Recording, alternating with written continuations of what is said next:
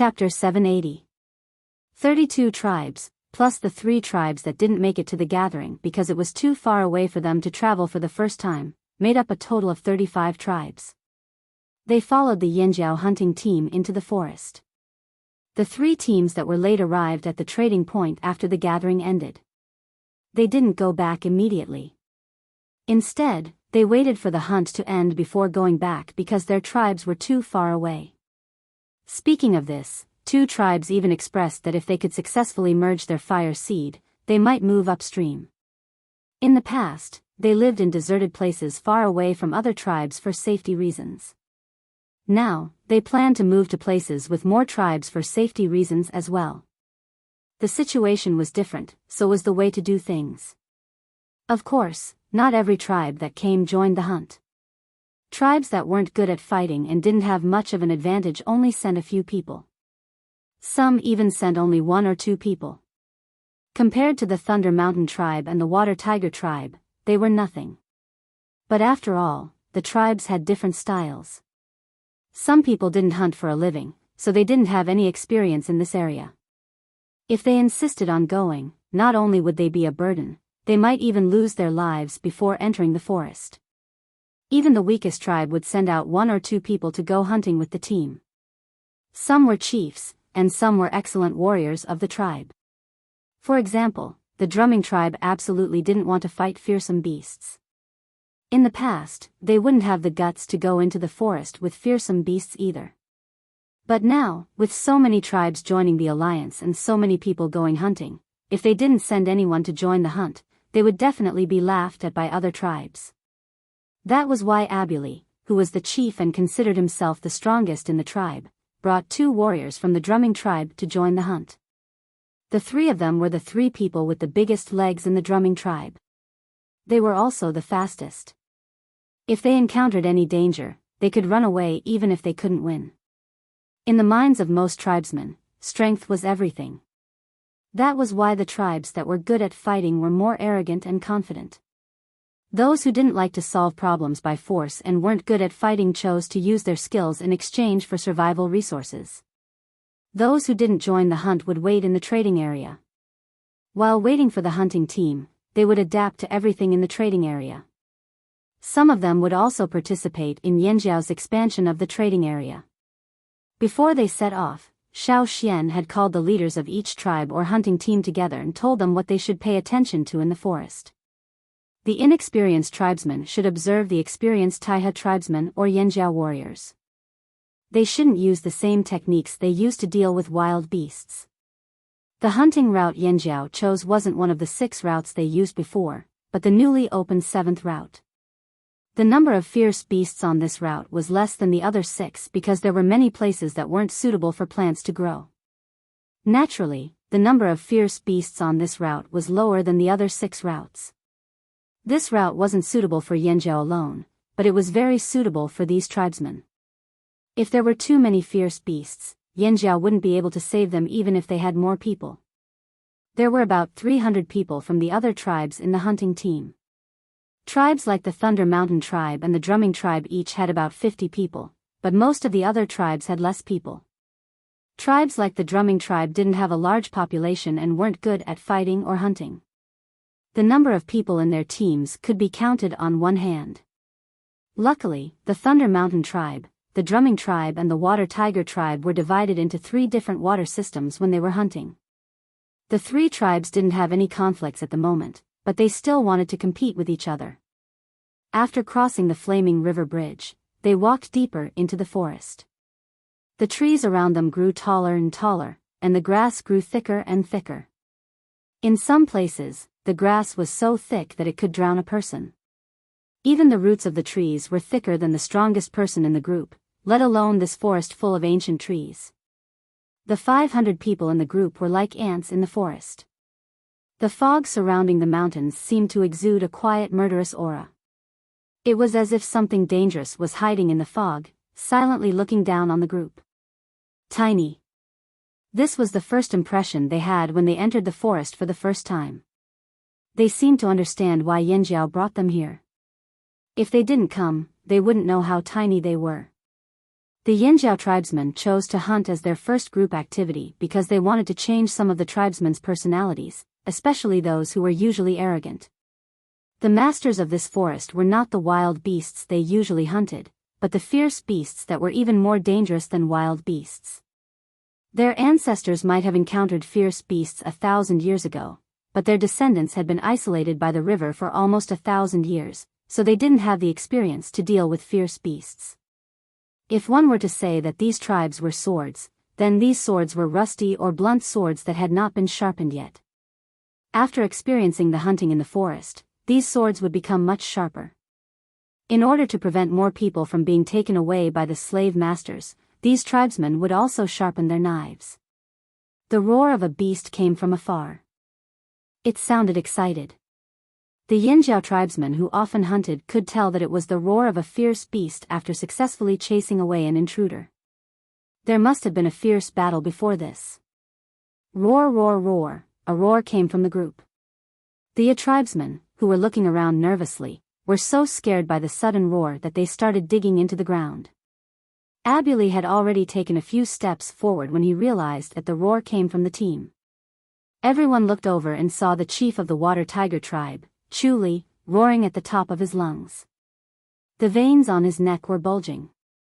The other Water Tiger tribesmen behind him were about to speak too. "Shut up," Xiao Xian said in a low voice. Hearing this, Chuli stopped roaring. He realized that the Yinjiao tribesmen in front of him were looking at him speechlessly. The other tribesmen didn't look too happy either. Some even looked like they were about to rush over. "Sorry, I couldn't help it."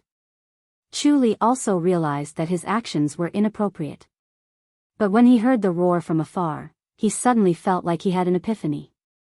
The blood in his body seemed to be bubbling. He was so excited that he couldn't describe it with words, so he could only roar out loud. The Water Tiger tribesmen liked to vent their emotions by roaring when they were emotional. No matter if it was anger, sadness, or excitement, they would all do it. This was a habit that had been passed down for thousands of years. The ancestors of the Water Tiger tribe had passed down this habit even longer ago. This was also why Chuli couldn't help himself just now. But in this situation, Chuli's actions were courting death. In the forest, some fierce beasts would roar like this to declare their territory and warn outsiders. Besides that, roaring was also a form of provocation. What an idiot. Many people cursed in their hearts. If it weren't for the fact that it wasn't convenient to speak loudly here, they would definitely have cursed him on the spot. They might even have rushed over to beat him up. In this forest, sometimes you'll die faster if you roar, Xiao Xian said. Roaring in the forest also required skills and techniques.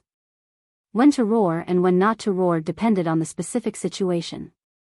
And that moment just now was clearly not the time to roar. As they walked forward, they didn't need any more instructions from the Yinjiao tribesmen. They were all silent, as if their bodies were on the highest alert.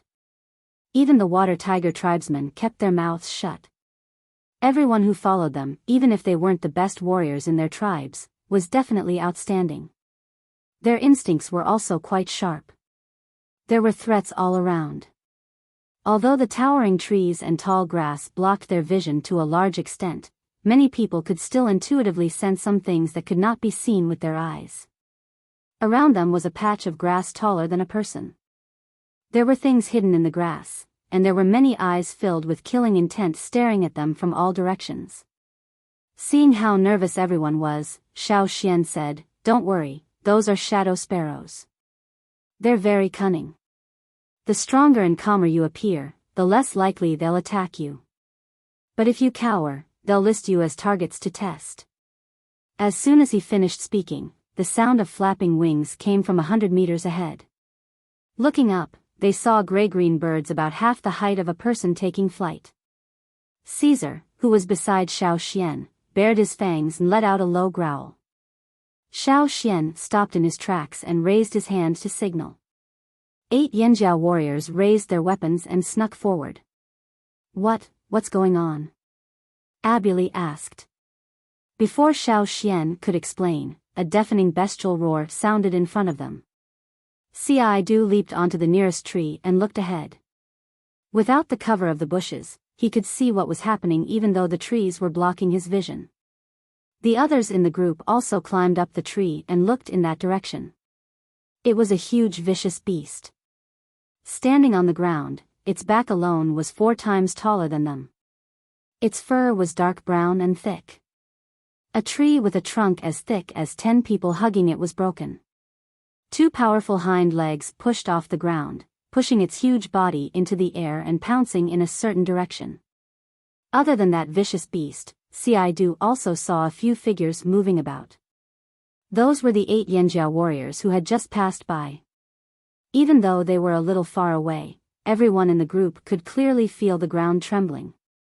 That was the sound of the vicious beast's powerful hind legs stomping on the ground. It went without saying that the Yanjiao warriors who were close to the vicious beast could feel the tremors. Du, Chuli, Lu Zhai, and the other leaders of the Thunder Mountain tribe all stared unblinkingly in that direction.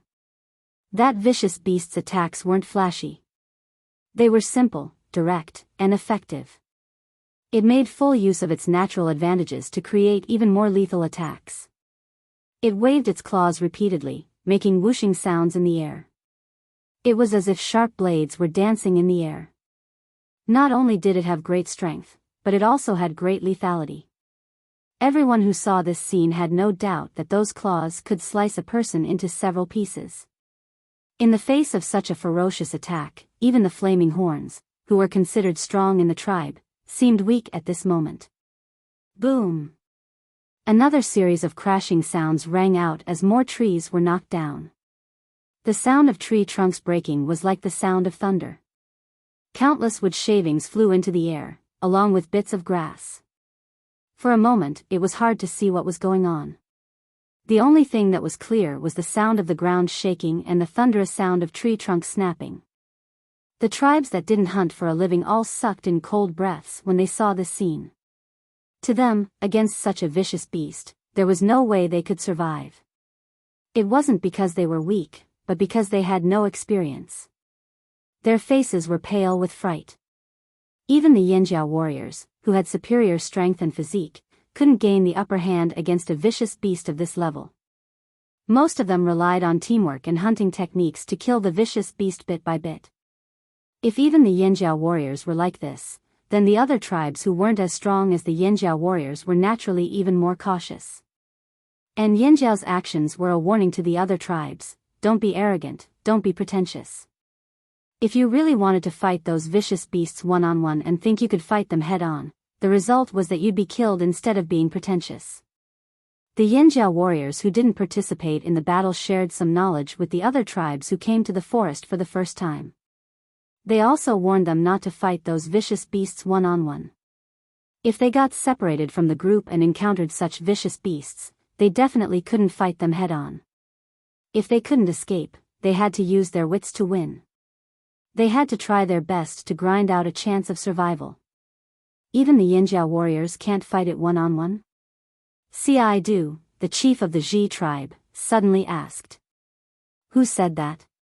Chief, Elder Zheng Luo, Elder Ao, Team Leader Ta, and Team Leader Duo Kong all had the experience of fighting such vicious beasts one-on-one. But not everyone has the strength to fight such a vicious beast.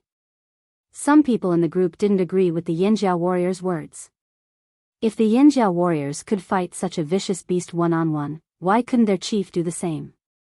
Chief, Elder, Team Leader. Hey, can't your Grand Elder do it? Du asked. The Yanjiao warrior who explained to them felt that Du had asked a pointless question. Our Grand Elder even fought a vicious beast one-on-one. Do you think he can do it? Du's expression became more serious, but at the same time, he was secretly happy. Sure enough, not all Yanjiao warriors were as strong as Shao Xian. It seemed that the difference between the Yanjiao and the Ji tribe wasn't that big. Maybe they could catch up. Shao Xian didn't know what the others were thinking. He was only paying attention to the battle. Even if he couldn't see, he could sense the life auras of the 8 Yanjiao warriors. Roar! There was a mournful roar of a vicious beast. Du, who was on the tree, noticed that the ferocious beast, which was 4 to 5 times taller than them, had begun to panic in fear, and wanted to escape. It had been injured by the Yanjiao warriors, but the Yanjiao warriors didn't give it a chance to escape. Not long after the commotion died down, the Yanjiao warriors who had gone past dragged a vicious beast back. The group immediately went over to take a closer look at the vicious beast. "Don't look. You'll see more if you keep going," Mai said to the people who wanted to squeeze in to see the vicious beast. "Let's find a place to eat first," Xiao Xian said. They were almost at the place they had chosen. If they kept going forward, the grass wouldn't be as deep, and the forest wouldn't be as dense. Before they reached the hunting spot, the Yanjiao warriors had demonstrated hunting methods to the people who were entering the forest for the first time. Of course, different tribes had different styles of doing things, so the Yanjiao warriors had only demonstrated a few times. As for how to do it, the people of each tribe had to figure out a method that suited them. The people of each tribe could learn a lot from the Yanjiao warriors when it came to the larger vicious beasts, but they couldn't learn the Yanjiao's methods when it came to the smaller vicious beasts. Even the smaller vicious beasts were much larger than humans. The Yanjiao warriors could lift them up like salted fish. They slammed the vicious beasts to the ground, flipped them over a few times, and then slammed them down again in a different position. The thick grass on the ground was destroyed into a mess. Bits of grass flew everywhere, and rocks scattered in all directions. If it had been anyone else, it wouldn't have worked. They simply couldn't lift the vicious beasts up so easily. In this forest, the grass grows very quickly. Look over there now, it's almost like a layer of grass has been peeled off. But 10 days later, when you return, you'll see that it's covered in a layer of green again, Xiao Xian said to the others as he pointed to the battlefield where the battle had already ended. When they finally reached the hunting area, the hunting team split into 3 groups. The tribesmen of each water tribe formed a branch team, and the Yanjiao warriors also followed the 3 teams. However, what made Xiao Xian alert was that he found traces of other human activity in this hunting area. "Tell everyone to be careful. It doesn't matter if those people's goal is us or not. It's always good to be on guard." Chapter 781. In the forest, the roars of beasts and the shouts of humans could be heard from the sparse forest. The smell of blood spread in the air with the wind. Some animals that smelled the blood rushed over. If not for the fierce battle, they would have followed the smell of blood and rushed over to snatch the food. The scavenger birds in the air had been hovering nearby for a long time. They let out hoarse cries from time to time, as if urging the people on the ground to speed up. Boom! Following a shrill cry, the ground trembled, and the sound of trees breaking could no longer be heard. A few impatient scavenger birds rushed down, but they were killed by the blood-stained stone hammers. Only a few broken feathers were left floating in the air. The other scavenger birds saw this and could only cry out unwillingly. They did not dare to approach for a while. A group of people walked out of the forest. Their bodies were stained with blood. Some of it came from their wounds, while some came from the beasts. This was one of the 3 groups. Under the guidance of the Yanjiao people, these people who entered the forest for the first time gradually got rid of their initial discomfort. When they saw the beasts, they were no longer shocked and panicked. The hesitation and fear on their faces had disappeared, replaced by blood-stained faces full of murderous intent. Abuli wiped away the blood around his eyes and stood there, leaning against a tree as he panted heavily. Hunting beasts was physical work, and it also required mental effort. There was no room for slacking, so tiredness was inevitable. Every time he hunted a ferocious beast, he would feel as if he had finished a year's worth of physical work. However, although he was tired and had many injuries on his body, and there were even a few times where he almost lost his life, after enduring and adapting to it, it was a different feeling. He lowered his head and looked at his outstretched arm. His sleeves had become tattered during the hunt, and most of his arm was exposed. His tanned brown arm was covered with bloody scars of varying depths. Some of them were fresh wounds that were still bleeding, while others had already scabbed over. The body of a totem warrior had a very strong healing ability. Wounds caused by ordinary beasts could be healed very quickly, and even scars would not be left. Even those who were weak could rely on their body's self-healing ability to make their scars gradually disappear. However, wounds caused by ferocious beasts were not so easy to heal.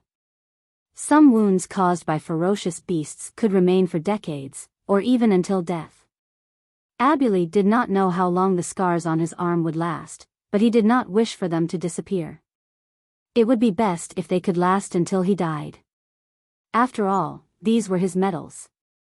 Look, this is a wound caused by hunting dire beasts.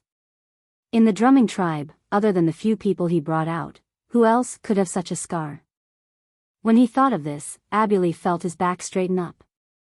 His usual cowardice had also lessened. In the past, Abuli always felt inferior in front of those tribes that were stronger than them.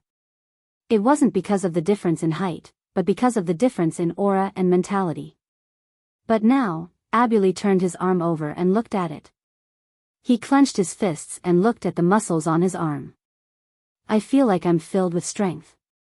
The chief of the Thunder Mountain tribe, Lu Zhai, glanced at Abuli, who was standing there with his chicken claw hairstyle. He spat a mouthful of blood on the ground and stretched his shoulders. His forearms were much thicker than Abuli's thighs. Every time they hunted, he would always be at the front. He did not know what was so good about the chief of the drumming tribe, who looked as thin and weak as a bean sprout, who would hide at the back of the team and occasionally make a few symbolic attacks. Filled with strength? That was just a psychological effect. Lu Zhai carried the heavy stone hammer that was stained with beast blood and scavenger bird feathers on his shoulder. With his other hand, he held onto a dire beast's claw. Together with the others, they dragged the dire beast they had just hunted to their resting area. However, Lu Zhai could understand Abuli's feelings. However, unlike Abuli and the others, Lu Zhai was already very excited when he came to the forest where the dire beasts lived. Although both his arms were injured and his bones were fractured, he could still hear a creaking sound when he moved his arm that was holding the hammer. The pain spread from his arm to his entire body. However, under the stimulation of this pain, Lu Zhai felt extremely good. His confidence, ambition expanded with every successful hunt. The aura around him also became more ferocious. There was still a cruel smile in his eyes. That was the gaze he used to look at his prey when he was hunting. The few people who were pulling the dire beast's prey panted like bellows. Abuli was pulled back from his self-improvement state. Do you need help? Abuli walked over. No need. Lu Zhai waved his hand impatiently, indicating that Abuli should stay at the side and wait. When the hunters returned to their resting area, Xiao Xian had just returned to the cave with the herbs he found. He distributed the herbs and some healing pills that Gui Zhe had concocted to the injured. How's your harvest today? Xiao Xian asked the others who had entered the cave after inquiring about the casualties. Not bad. Lu Zhai sat on a rock to rest. Xiao Xian looked at a Thunder Mountain warrior behind Lu Zhai. That person had many injuries on his body. Moreover, he had been coming back with injuries for the past few days. It wasn't that he was weak, it was just that he was too hardworking. You're really hardworking, Xiao Xian said. Lu Zhai followed Xiao Xian's gaze and looked back. He immediately understood. You mean Changdi? There's no other way. As he spoke, Lu Zhai sighed. You should all know that our Thunder Mountain tribe lost a few people. 3 of them were children who hadn't awakened their totemic powers. One of the children who went missing was Changdi's son. At that time, Changdi brought his son to practice hunting. In the end, he accidentally discovered that the child was missing. He heard some noises and was on high alert, but he was still one step too late. We tried to search for him, but unfortunately, we didn't find anything. Xiao Xian had also heard about the Thunder Mountain tribe's missing people. Yanjiao had also sent out some people to help search for them, but they didn't find any useful clues. Those slave masters were very experienced. After kidnapping people, they disappeared very quickly. It was extremely difficult to find them. Xiao Xian even sent a letter to the longboat tribe about this. He told them to be careful when they went out to sea. If they saw any boats with tribesmen on board, they should try their best to stop them. Actually, after knowing that it might be the people from the other side of the sea, Changdi told me that he would make a trip to the other side of the sea. If we want to find the missing people, we have to go there. If we want to do this, we have to improve our strength first. That's why Changdi worked so hard. There weren't many people in the Thunder Mountain tribe to begin with. If they went to the other side of the sea, they would have to sacrifice too much. Even if Lu Zhai had the idea, he couldn't do it. Compared to the missing people, from his point of view, the other people in the tribe were more important. That was why Lu Zhai could only sigh when he mentioned Changdi. The other tribes were in the same situation. Otherwise, they wouldn't have come all the way to Yanjiao for help. Sigh, I'm also worried that our tribesmen were kidnapped. Our tribe has even fewer people than your Thunder Mountain tribe, said Abuli as he came over. Don't worry. If I stand with you, those people will definitely target me and not you. Their targets, other than children, are strong warriors, said Lu Zhai. I'm strong too. Abuli argued. Lu Zhai didn't say anything. He only extended an arm and Abuli stopped talking. After a moment of silence, Abuli thought, if those people are looking for strong warriors, why didn't they look for the Yanjiao tribesmen? He had never heard of any Yanjiao tribesmen losing people. Because they don't dare. Lu Zhai said in a low voice. As he answered Abuli, he also said to himself, those people don't dare to provoke the stronger tribes for now. They can only target small tribes like ours. This was also why he decided to join the Yanjiao tribe when he heard about the gathering order. Since he wasn't strong enough alone, wouldn't it be strong if he gathered them? Wouldn't those people not dare to kidnap people again? Abuli opened his mouth but couldn't find the words to refute. Wasn't that right? The Yanjiao tribe was a large tribe. Just look at the expedition teams that entered the trading point. Many people didn't dare to attack the Yanjiao tribesmen. Moreover, the Yanjiao tribesmen were indeed stronger than many other tribes. They couldn't help but admire them. Abuli thought about how they had only hunted for a few days and already felt that life was hard. But what about the Yanjiao tribesmen? Hunting fearsome beasts was as natural as eating. They were already used to it. Even if they hunted for a living, not everyone could use Yanjiao's hunting method. Because different tribes had different fire seeds, they couldn't replicate Yanjiao's success.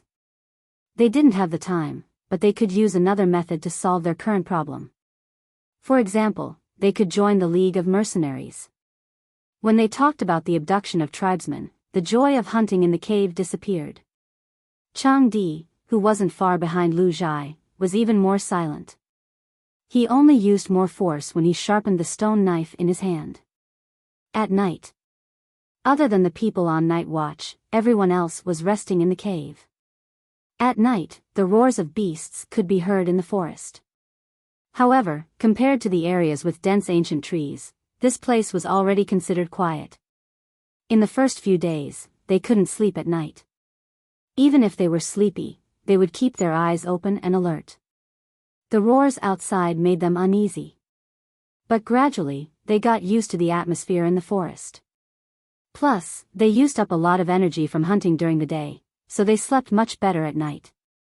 Some indistinct goo-goo sounds came from not far away. Xiao Xian opened his eyes and listened carefully to the sounds outside the cave. It wasn't the sound of birds. It was the sound of humans. Perhaps those sounds could fool the other tribesmen who came to the forest, but they couldn't fool the Yanjiao tribesmen who often came to the forest and imitated the sounds of birds to transmit information. Suddenly, someone shouted from outside the cave, "Changdi is missing." Lu Zhai, who had already woken up, thought of something. His expression changed, and he got up to run outside. The other Thunder Mountain tribesmen who heard the commotion also got up and rushed out of the cave. Go back to the cave. Lu Zhai shouted at the other Thunder Mountain tribesmen who wanted to follow him out. They had already experienced how dangerous the forest was at night. He didn't want the other Thunder Mountain tribesmen to follow him out.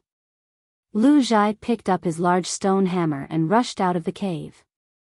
Unfortunately, as soon as he got out, his feet left the ground. Someone grabbed his animal skin jacket and threw him back. Go back to the cave. Lu Zhai, who was easily thrown back into the cave, the other Thunder Mountain tribesmen, after Xiao Xian threw Lu Zhai back into the cave, he didn't look back at their expressions. He leaped onto Caesar's back and said, "Go find them." Chang Di, who was on night watch, wouldn't disappear for no reason. Those cooing sounds were the same ones Chang Di heard before his son went missing. If those people were the slave masters who kidnapped the tribesmen, then why were they here? Did they follow the team? Or was there another reason? Xiao Xian wanted to know too. Chapter 782. Xiao Xian rode on Caesar and sped through the forest. Caesar followed Chang Di's scent to find him. It was nighttime and most of the people in the group had limited vision at night. Even if they could see nearby objects, they couldn't compare to those who were stronger at night. Their movements in the forest would be greatly restricted. If they were careless, they would lose their lives. That was why Xiao Xian threw Lu Zhai back into the cave. The Thunder Mountain tribesmen didn't move at night. Caesar was very fast. Xiao Xian could already hear the sounds of fighting and people shouting in front of them. It was Chang Di's voice. At this moment, Chang Di had already pinned someone to the ground and was beating him up. As he beat him, he asked, "Where is my son? Where did you take the people you abducted to? Speak." "I don't know." "Ah." Chang Di punched the man again. "Speak. Where did you take him? If you don't speak, I'll beat you to death." "I really don't know." "You got the wrong person." The man frantically tried to explain. "I didn't. I'm beating you up." At this moment, Chang Di's body was slightly arched. His shoulders were shaking from the force of his punches. The muscles on his back were bulging and he raised his arms. His fists were like heavy hammers. As he swung his arms, the sound of the wind could be heard. There was even a faint flash of electricity as he swung his fists. Another punch landed on the man's chest. The sound of his ribs breaking could be heard clearly. However, even though his attacks looked fierce, in reality, Chang Di held back his strength with every punch. After all, he didn't want to kill him yet. He hadn't gotten the answers he wanted from him yet. "I said. I don't know. You got the wrong person." The man who was being beaten up by Chang Di spoke. The panic in his eyes suddenly turned into a cold sneer with a hint of ruthlessness. Unbeknownst to Chang Di, a figure had appeared behind him. The other party's movements were very subtle. His entire person was like a shadow in the night. Using the cover of the night, he silently appeared behind Chang Di without Chang Di noticing. The sharp blade that he drew did not reflect any light, but it caused the hair on the back of Chang Di's neck to stand on end. He could feel the cold murderous intent behind him, but he had no time to react. Just as the shadow-like sharp blade slashed down, a cold light flashed like lightning and collided with the sharp blade. Clang! An ear-piercing clanging sound rang out, and their ears were pierced to the point that they lost their hearing for a moment. Translator, Atlas Studios editor, Atlas Studios. The person behind Chang Di felt as though his fingers were about to fall apart. His entire arm was numb and painful. However, he didn't have time to rest. His other hand gripped the hilt of his saber and blocked it in front of him. It was too late to dodge now.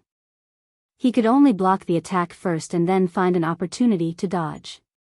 Bang! A rock the size of a human head hit the blade. The person holding the saber with both hands felt his arms tremble. His slightly recovered right arm was once again filled with pain. His left arm was also trembling slightly. In the next moment, a figure had already charged in front of him. That person felt as though he had been hit by a small mountain. His entire body was sent flying and he crashed heavily into a thick, ancient tree. Crack! The trunk of the ancient tree was directly broken. The person who had crashed into the tree also fell to the ground. It seemed like he had temporarily lost the ability to move. The person who had been pinned to the ground by Changdi took advantage of Changdi's distraction to break free from Changdi's suppression. His entire body slid out like a loach. Changdi stood up and wanted to chase after him. "Stay there!" Xiao Xian shouted. Changdi hesitated for a moment, but still gritted his teeth and stayed where he was. He only used his ears to listen carefully. He couldn't see what was happening further away and could only make guesses based on the sounds. At the same time, he was also alert to see if there were other people around him. He had been too anxious to ask about his son's whereabouts and neglected the dangers around him. His neck had almost been slit by someone. Now that he had regained his senses, he knew that he shouldn't have been so careless. He could only search for his son if he was alive. If he was alive, he would have no hope. The person who had escaped from Changdi's hands didn't run away immediately. He knew that his speed couldn't compare to Xiao Xian's, so he took a detour and calculated the time. He jumped under the fallen tree and didn't care about his comrade who had fallen not far away. He couldn't even take care of himself. Where would he find the time to save his comrade? He might as well retreat first and find another chance to save him later. That person's estimation was very accurate. If it had been someone else chasing after him, they would have been hit by the fallen tree. Even if they weren't hit, they would have been slowed down by the falling tree. That person quickly turned his head back to take a look as he ran. He used one of his arms to grab the thick trunk of a fallen ancient tree and pushed it to the side. Using the force of pushing the tree, he quickly landed on the ground and bounced up again. The tyrannical force of his feet stomping on the ground created a pit in the ground. His body was like lightning, and with an even faster speed and the force of the wind, he rushed over. Bam! That person spat out blood as his body flew backward. He crashed into another ancient tree at a speed faster than his comrade. He had already been injured by Changdi. Now that Xiao Xian had crashed into him, he was almost dead. Crack, crack, crack, the broken tree made a brittle sound as it fell to the ground. Xiao Xian stretched his shoulders. He didn't walk towards the person who had fallen to the ground. Instead, he walked towards the first person he crashed into. His sneak attack on Changdi didn't succeed. Instead, he was sent flying by Xiao Xian. He endured the pain all over his body and moved away from where he had fallen to avoid being crushed by a tree. The person beside the tree saw Xiao Xian walking towards him and instantly felt a chill run down his spine. He wanted to run too, but his bones were aching all over. He couldn't run even if he wanted to. He might as well talk to these tribesmen and buy some time to catch his breath before deciding what to do next. With that thought, the person beside the tree retracted his foot. He looked at Xiao Xian who was walking towards him and said, "Let's talk. I know what you want to ask." "I know a little." Before he could finish, Xiao Xian strode over and reached out his hand. He grabbed the person's shirt and lifted him up. "I don't want to hear it," Xiao Xian said as he flung the person away. Just as the person was flung into the air, a figure flashed past. The person who had been beaten up by Changdi was initially relieved that Xiao Xian didn't come towards him. He had been nervously observing the situation over there. After all, they weren't too far apart and he still had night vision. When he heard his companion's words, he also thought that these tribesmen would definitely not kill them for the time being because they wanted to get some important information. Just like the tribesmen who beat him up before, although he looked intimidating, he didn't dare to kill them at all. Otherwise, where would these tribesmen get information from? However, what he saw in front of him shattered all his hopes of being lucky. He saw his companion being thrown away by the tribesmen. Then, a large wolf bit his companion and dragged him behind some bushes in the distance. It didn't look like it was playing around. The wolf's glowing eyes were filled with murderous intent. It was probably thinking about how to bite this person to death. Ah! Shrill screams came from behind the thick bushes.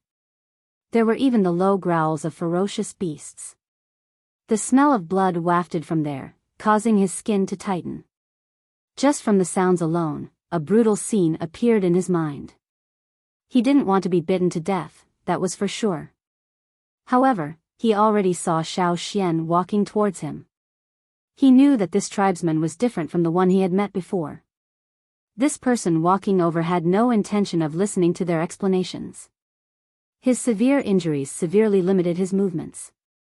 He quickly thought of a solution in his mind. The sound of approaching footsteps was like a deadly knife.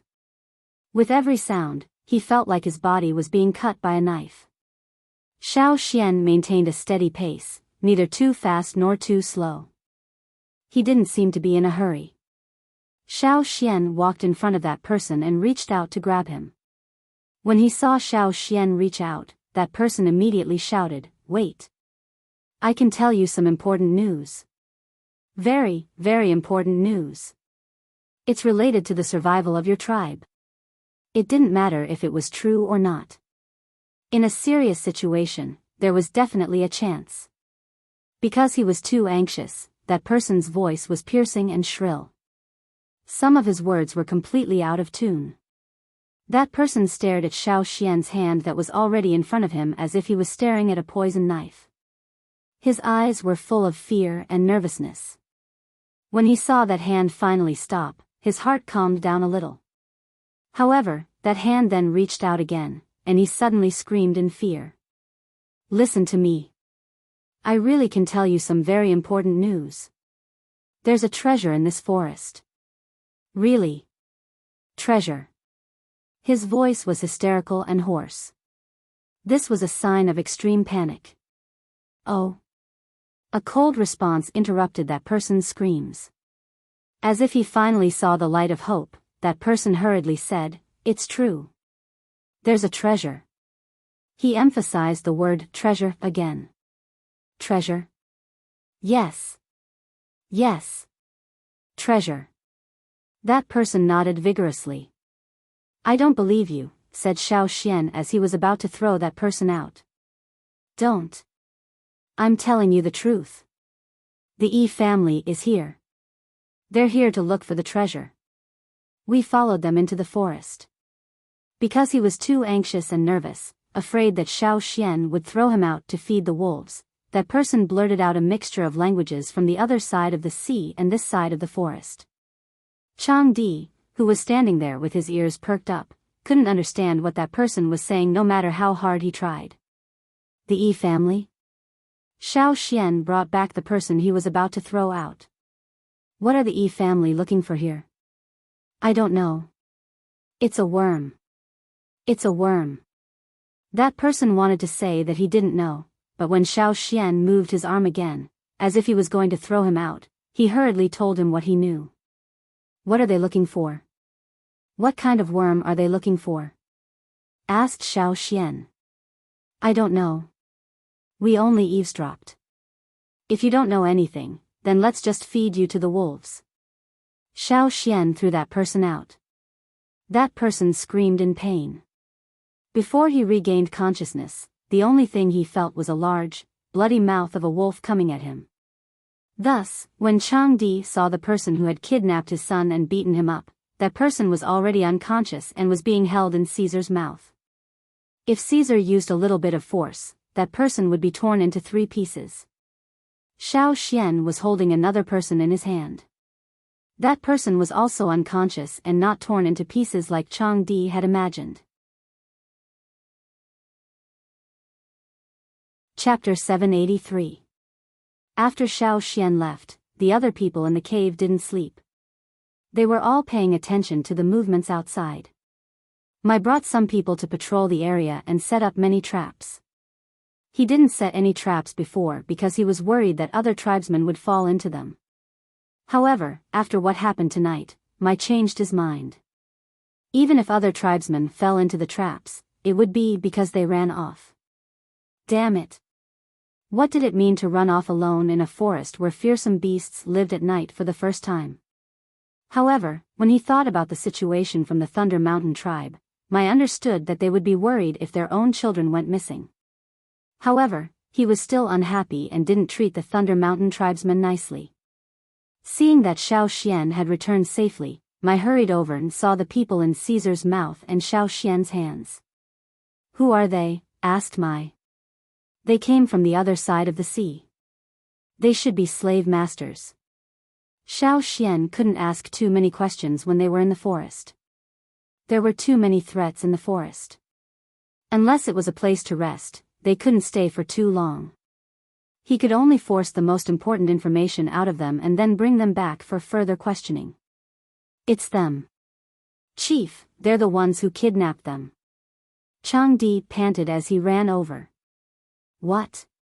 It's them? They're the ones who kidnapped our tribesmen?" The other tribesmen who had lost tribesmen crowded over. They didn't blame Chang Di for running off. Instead, they focused on the two people Xiao Xian brought back. Their eyes were filled with hatred as they stared at the two people on the ground. "I'll ask them first." Mai dragged them away. The two of them stood far apart, one inside the cave and the other outside. They interrogated them separately. After separating the other tribesmen, Mai asked someone to scoop up some water and splash it on the unconscious man. The chilly night stream in the mountains brought back some of the unconscious people's consciousness. When he opened his eyes and saw the other tribesmen surrounding him, he was completely awake. The gazes around him were too intense. They felt like knives, cutting into his body over and over again. He widened his eyes and scanned his surroundings. "I don't know him, I don't know this person, I don't know any of these." Eh? The man stared at Xiao Xian with his eyes wide open. He then screamed and scrambled backwards, trying to get as far away from Xiao Xian as possible. "Tell me, why did you follow us into the mountains?" Mai dragged him over and asked. The man looked at the microphone and then looked at Xiao Xian. He swallowed his saliva and said, "No, we didn't follow you into the forest. In fact, we were already in the forest before you came. We just arrived here a few days ago. Also, we didn't want to enter the forest, so we followed other people." "Others?" Mai looked at the man. "Who?" "The Yi family and the others are all from the royal city," said the man quickly. "Where did you kidnap the tribesmen?" Mai asked again. "Send them." "I don't know." The man glanced at Xiao Xian as he spoke. When he saw Xiao Xian raise his arm at his words, he shivered in fear and hid behind Mai. "I really don't know. We were only responsible for taking them away and handing them over to others. We don't know how they were sent to where." There was no point in quibbling now. These tribesmen had already recognized him. "Are you an organization?" Mai asked. "We're from Bai," said the man. Mai had heard of this name before, but he couldn't remember what it was. Tao Zheng, who was behind him, reminded him, Bai is the largest slave trading organization on the other side of the sea. If this was done by Bai, then the people who were kidnapped might have already been sent to the other side of the sea. The people from Bai had a clear division of labor. The two people Xiao Xian caught were just low-level minions, so they didn't know much. "In that case, it's possible that he doesn't know where they were sent to," said Mai. "That's why I said that he doesn't know anything. He's useless, so we'll feed him, wait." When the man heard Xiao Xian's calm tone, he suddenly remembered the screams of his companions in the forest. His whole body trembled, and he hurriedly said, "I really do know some important information. Everything I've said is true." Mai stopped Xiao Xian, who was about to step forward. "Wait. We can't find the missing people anyway. Why don't we listen to what he has to say?" Yes. I know a lot of important information. I said that the Yi family is looking for treasure." The man repeated what he said to Xiao Xian before, but this time in more detail. Knowing that the Yinjiao people were interested in what he said, the man's heart lit up with hope. However, he didn't dare to keep the Yinjiao people in suspense. He was worried that the Yinjiao people wouldn't be patient enough and would really throw him to the wolves. What? The Yinjiao people wouldn't want to hear it? No. The Yinjiao people had to hear it. This was very important to his survival. That was why he didn't waste any time.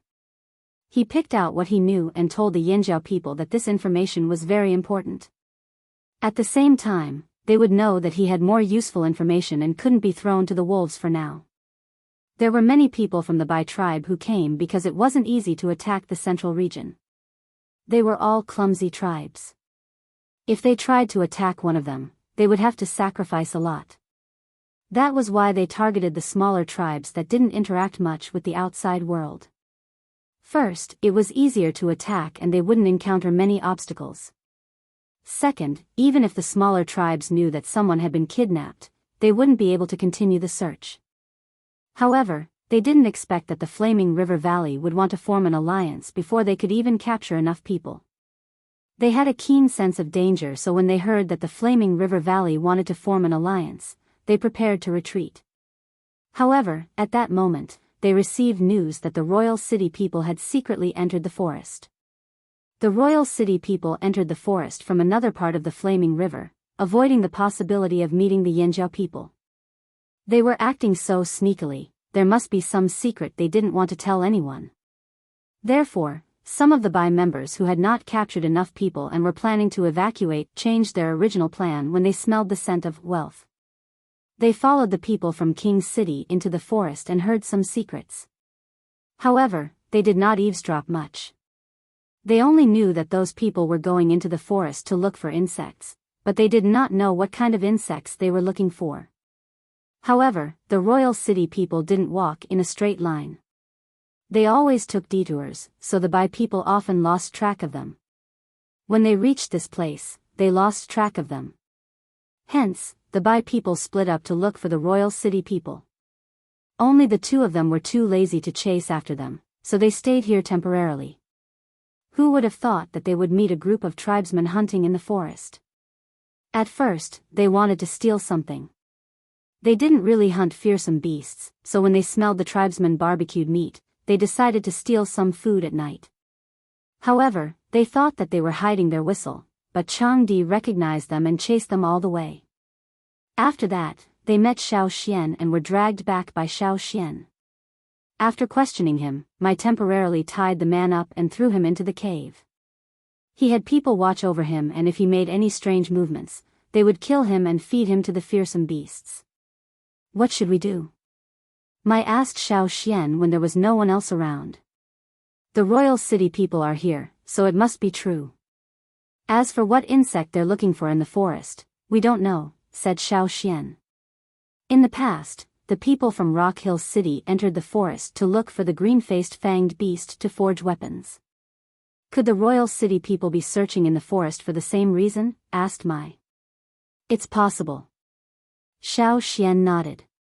If the Royal City people were searching in the forest for precious herbs or important materials for forging weapons, it was very possible. In the forging manual left behind by the Gongjia family, there was mention of using fearsome beast blood to forge weapons. There was also mention of the green-faced fanged beast and a stone-eating insect whose blood was several times more potent than the green-faced fanged beast. At first, Xiao Xian thought it was a stone worm, but after seeing the king's stone worm, he dismissed this possibility. That's the only possibility. There could be other reasons, said Mai. In this forest that was probably bigger than fearsome beast forest, the king's stone worm was the most powerful insect Mai knew of. Those people were obviously not looking for the king's stoneworm. Looking for the king's stoneworm was no different from looking for a death wish. Xiao Xian thought for a moment, then took out a straw rope. He planned to do a knot divination to find out where those people went, and use that to further deduce their intentions. Mai stood at the side, looking around cautiously, not letting anyone near. Not many people knew about Xiao Xian's divination abilities, and most of them were his own people. However, there were too many untrustworthy outsiders in the team. He did not want others to know about this.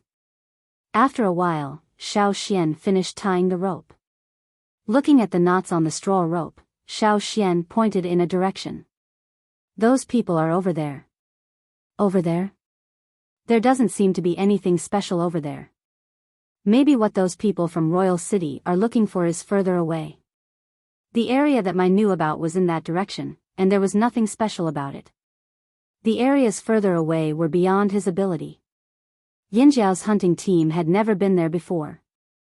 After all, the forest was so big, and no one knew where it ended. After thinking for a while, Xiao Xian said to Mai, "You guys continue to lead the team to hunt. There are only a few days left, and they have basically gotten used to this place. The goal of this trip has been achieved. That's enough." "You want to go and take a look?" asked Mai. "Yes. If the people from Royal City are really looking for materials to forge weapons, then that's a good thing," said Xiao Xian.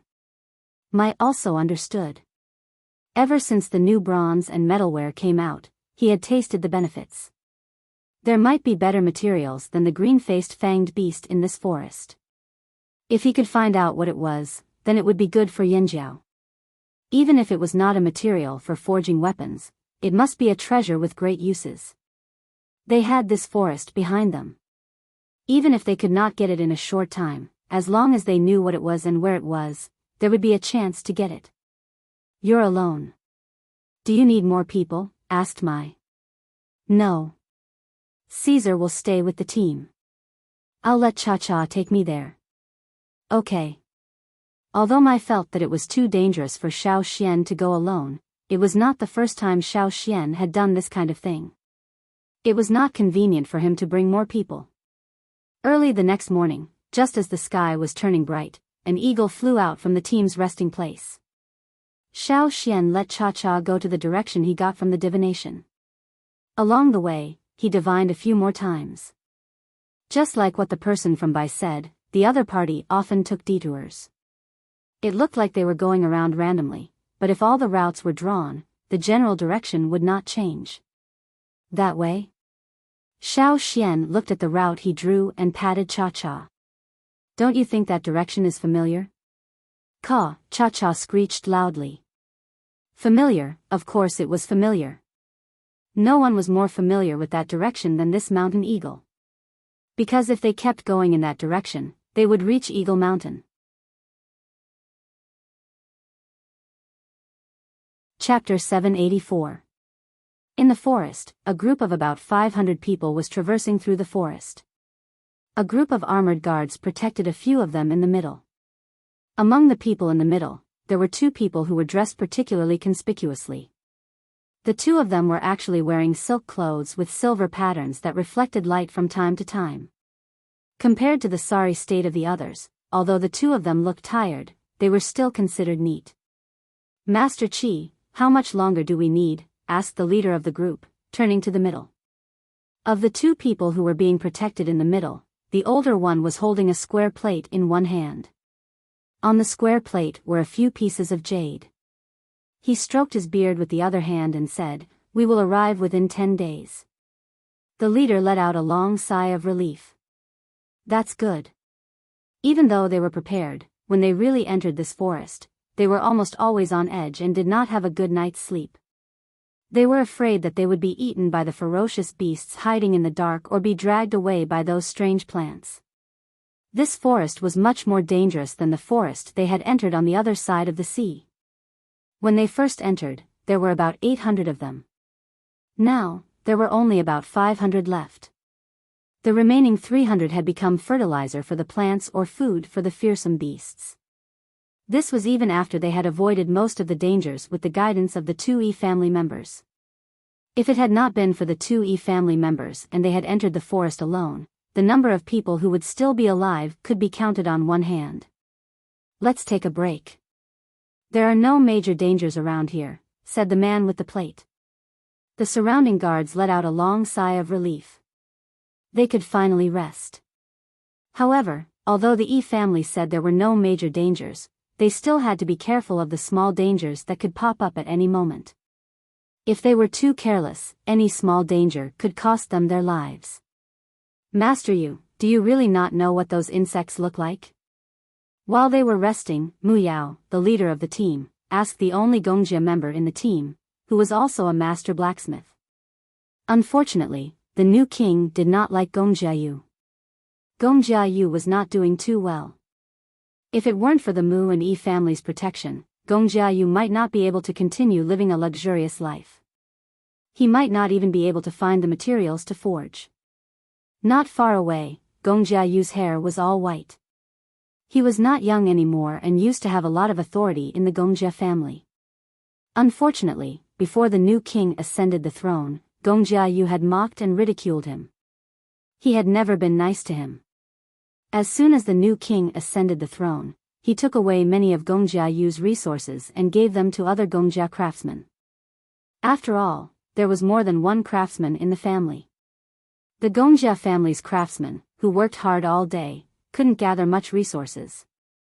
Most of the resources were given by the nobles of the royal city.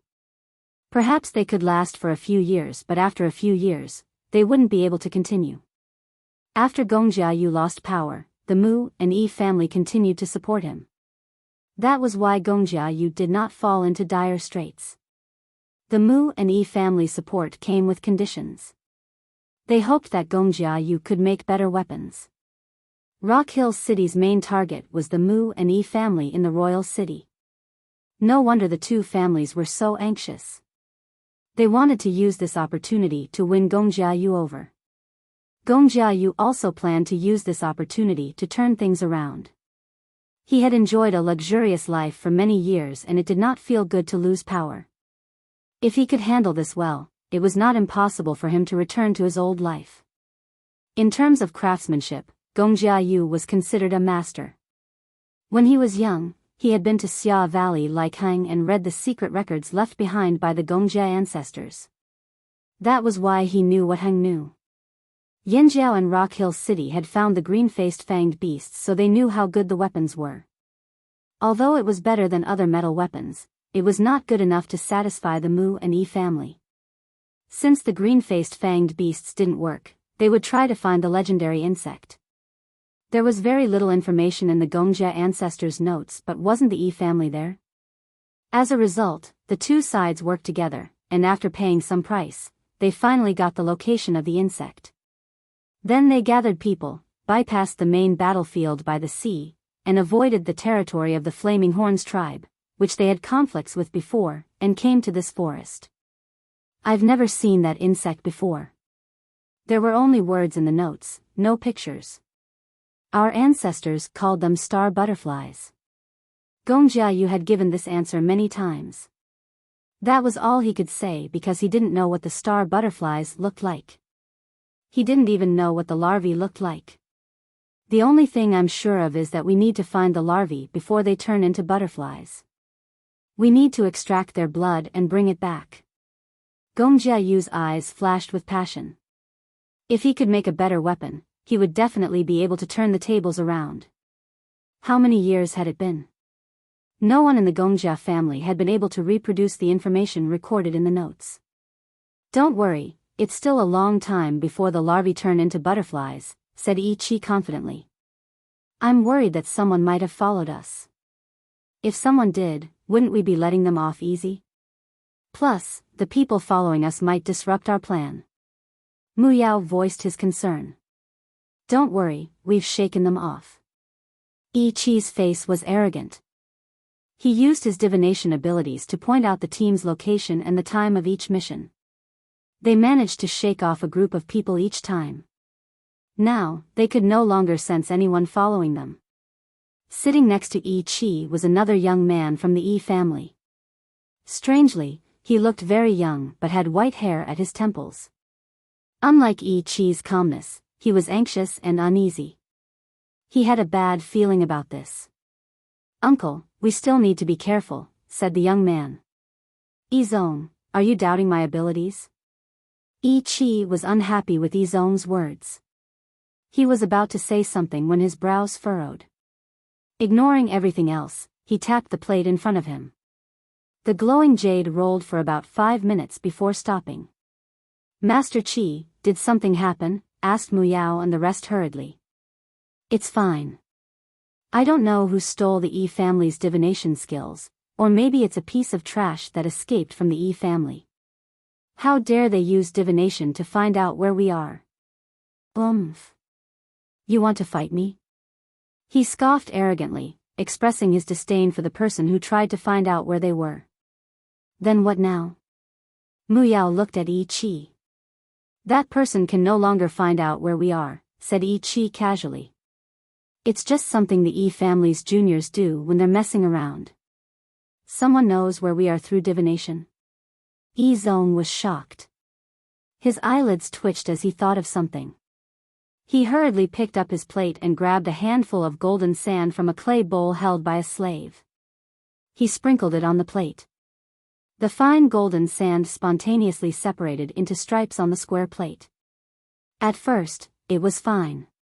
The fine sand moved normally, either approaching the jade on the plate or avoiding the jade on the plate. However, not long after, this kind of change suddenly stopped. With a soft pu sound, the golden sand in the square plate scattered messily. I can't find out where they are, exclaimed Yi Zong. Usually, if the other party used divination techniques to track them, they could use the Yi family's secret technique to track the other party's location. Of course, they could also stop the other party from following them, just like what Yi Qi had done earlier. But there was a variable. If the difference in strength between the two parties was too great, it could result in a one-sided suppression. For example, the other party couldn't track them through divination. This was why Yi Zong was shocked. He was already one of the best in the Yi family's younger generation, but he couldn't find out where the other party was. Yi Zong's expression changed. His usually calm face was conflicted. It's like this again. It was as if there was a layer of fog blocking his divination. Every time he tried, the result was a mess. The jade array was very messy and he couldn't find anything. Yi Zong had experienced this before. It was a terrible memory. Every time he thought back to it, Yi Zong felt like a pair of hands were stopping him from moving forward. In other words, he had hit a bottleneck. In the past, there had been members of the Yi family who had encountered the same situation and couldn't move forward. If they couldn't break through the bottleneck and were stuck at this point, they would stop moving forward for the rest of their lives. The Yi family would also give up on them. Although Yi Zong had encountered the same situation, he was still a rare genius among the younger generation. The Yi family didn't give up on him and even tried to help him break through. But to no avail. This time, Yi Zong told his family that he was stuck at a bottleneck and couldn't break through. That was why he followed them here. He wanted to take it as a training trip and hoped to get a chance to break through this bottleneck. He didn't expect to encounter such a situation again. Yi Zong picked up the jade from the square plate and turned it in his palm, deep in thought. After a while, he said to Yi Qi, "Uncle, can you predict the other party's movements? Are you doubting my ability?" Anger flashed in Yi Qi's eyes. Yi Zong couldn't divine because his ability was limited. Yi Qi was ranked in the top 10 of the Yi family. How could he encounter the same situation as Yi Zong? Yi Zong ignored Yi Qi's obvious anger and insisted, "Uncle, please do it again." "Fine. I'll do it for you." Yi Qi suppressed his anger and picked up the jade from the plate to begin the divination. But soon, more and more sweat appeared on Yi Qi's forehead. His hand holding the jade began to tremble as if he couldn't hold it steady. Yi Zong's face twitched as he watched from the side. Finally, he closed his eyes. He already knew the result of this divination. Poof! The golden sand on the plate scattered. Yi Qi's face was pale. His fingers were still tightly holding onto the jade, but his eyes were fixed on the remaining golden sand in the square plate as if he couldn't believe this result. How is this possible? How can this be? Yi Qi's lips trembled. Not only can we not know where they are, but we also failed to stop them. There was dead silence in the group. Mu Yao and Gong Jiayu stared at Yi Qi in disbelief. They thought they were hallucinating. What? Even Yi Qi couldn't track them? Even their attempt to stop them had failed? Did this mean the other party could still track their movements through the divination? Who has this ability? Even you can't stop them. Mu Yao couldn't think of anyone else. Could it be someone else from the Yi family? "I know who it is," said Yi Zong slowly. Compared to the others, Yi Zong was much calmer. The Yi family rarely used the word guess because they weren't sure of their abilities. Only when they couldn't get a definite result would they say guess. But now, Yi Zong had said it so calmly. Who is it? Asked Yi Qi, ignoring Yi Zong's choice of words. It's the Yanjiao man, Yanjiao Shaoxian. Impossible. Yi Qi denied immediately. That's the Yi family's technique, I sensed it just now. I don't know exactly what technique it is, but it's definitely the Yi family's technique. Although I don't know how that person mastered the Yi family's divination technique, I think the person who is tracking our movements through the Yi family's divination technique is Yanjiao Shaoxian. Yi Zong had suspected that the Yanjiao people had the ability to perform divination back then when he was hunting down the Yanjiao migration team. But at the time, he didn't think it was the Yi family's technique and guessed that it might be another tribe's divination technique. The Yi family wasn't the only tribe who could perform divination, but the Yi family was definitely the tribe with the strongest divination technique. Now, Yi Zong, who was stronger than him, had already said that it was the Yi family's technique. But Yi Zong could sense that this was the same situation as the one he encountered back then. Then, when the Yanjiao tribe migrated, it was highly likely that the Yi family's divination technique was used. Unfortunately, with his current abilities, he couldn't figure out which technique it was. Impossible, absolutely impossible. Yi Qi repeated. He couldn't believe that a tribesman who wasn't part of the Yi family could have this kind of ability. This was a slap to the Yi family's face. If Yi Zong knew what Yi Qi was thinking, he would have told him that this slap had already happened back in the royal city. It was just that no one had noticed. Let's hurry. Biyao shouted as he stood up. Since someone already knew where they were, they had to find the larvae and take their blood before they arrived. At this moment, in the forest, somewhere far away from Biyao's team, Shaoxian looked at the knot in his hand. It wasn't smooth this time, it felt like someone was tugging at the rope to stop him from tying it. But in the end, he still managed to complete it. Calling Cha-Cha, who was pecking at a snake, over, Shaoxian said, "Stop playing. Hurry up and eat. They should know we're coming." "Let's hope they don't do anything rash," Shaoxian said, looking into the distance. He already knew what kind of insect they were looking for. However, the place it lived was too special. It was an important territory for the mountain eagles. Every place where ferocious beasts gathered, there was a delicate balance between the two species. If the balance was broken, would those people be eaten by the huge mountain eagles or the ferocious beasts? Or eaten by the mountain eagles? There seemed to be only one result. Chapter 785. Biyao and the rest walked for another 7 days before they saw a mountain range that looked like a wall blocking the sky. Not only was it long, they could not see the end, it was also very tall.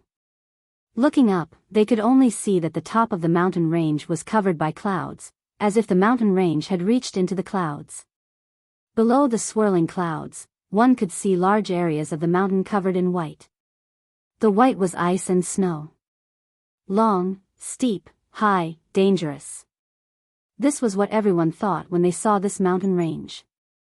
In the past, they had climbed quite a few mountains, but this time, the impact on them was even greater. "This is the first time I've seen a mountain range like this," Biyao exclaimed. This was clearly not an ordinary place. It made sense that the star butterfly larva was here. It was only logical for an extraordinary creature to live in an extraordinary place. Thinking of this, Biyao felt that the Yi family really did find the larvae. "This is it?" Biyao turned to ask Yi Qi.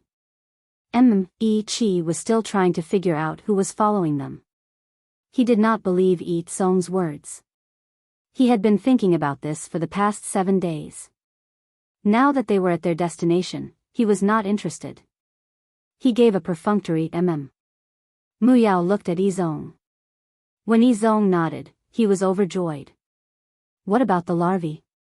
"It's not time yet," said Yi Zong. "Do you mean the larvae will come out on their own?" Biyao was curious. "Probably, we just have to wait." Yizong had his slaves clear a spot and sat on the rubbed rock. He took out his tray and began to ponder over his doubts like Yi Qi. Seeing the Yi family like this, Muyao did not force them to look for the larvae. The Yi family was always like this, especially the main branch of the Yi family. Let's see what's around us, Muyao said to the rest. Muyao was wondering where the larvae were and how big they were when Gongjia closed his eyes and took a deep breath. He looked like he was enjoying himself and sighed. Do you smell it? Muyao sniffed carefully. The stench of bird poop. Bird poop was not a rare smell in the forest, he had smelled it all the way here. Gongjia opened his eyes and looked at Muyao like he was an idiot. The larvae must be here. Why can't I smell it? Muyao sniffed again but could not smell anything else other than bird poop. He turned to look at the rest of them, who shared his confusion. You don't understand. Gongjia looked proud. I can sense excellent forging materials around here, it must be the larvae. Gongjia, Gongjia, Gongjia, Gongjia, Gongjia, Gongjia, Gongjia, Gongjia, Gongjia, Gongjia, Gongjia. This was one of the reasons why the Gongjia ancestors discovered that beast blood could improve forging quality. As he spoke, Muyao felt a gust of wind above his head. He looked up to see a black shadow falling towards him. He quickly dodged. Thud. The sound of something heavy falling alerted everyone who was searching for the larvae. They looked towards the source of the commotion warily. There was a huge eagle, several times taller than them when it laid on the ground. It was like a small mountain, the trees around it had been knocked down. However, it looked heavily injured. Muyao looked from the eagle's beak to its feathers to its claws. He concluded, an old eagle. It was an old eagle. Although its eyes still had the sharpness of an eagle, its sharp beak and claws, which were supposed to be its powerful weapons, were no longer the same as they were in their glory days. It was as if they were rusty, inferior metal weapons that could no longer be used. Knowing that it was an old and heavily injured giant eagle that couldn't even fly, the threat it posed to them was limited. After seeing the situation clearly, everyone's tense nerves relaxed a little. But then they thought, this is also a good opportunity. An old eagle that was about to die was still a ferocious beast giant eagle. It was good food. They had never hunted such a big eagle before. Muyao understood everyone's thoughts when they looked at him.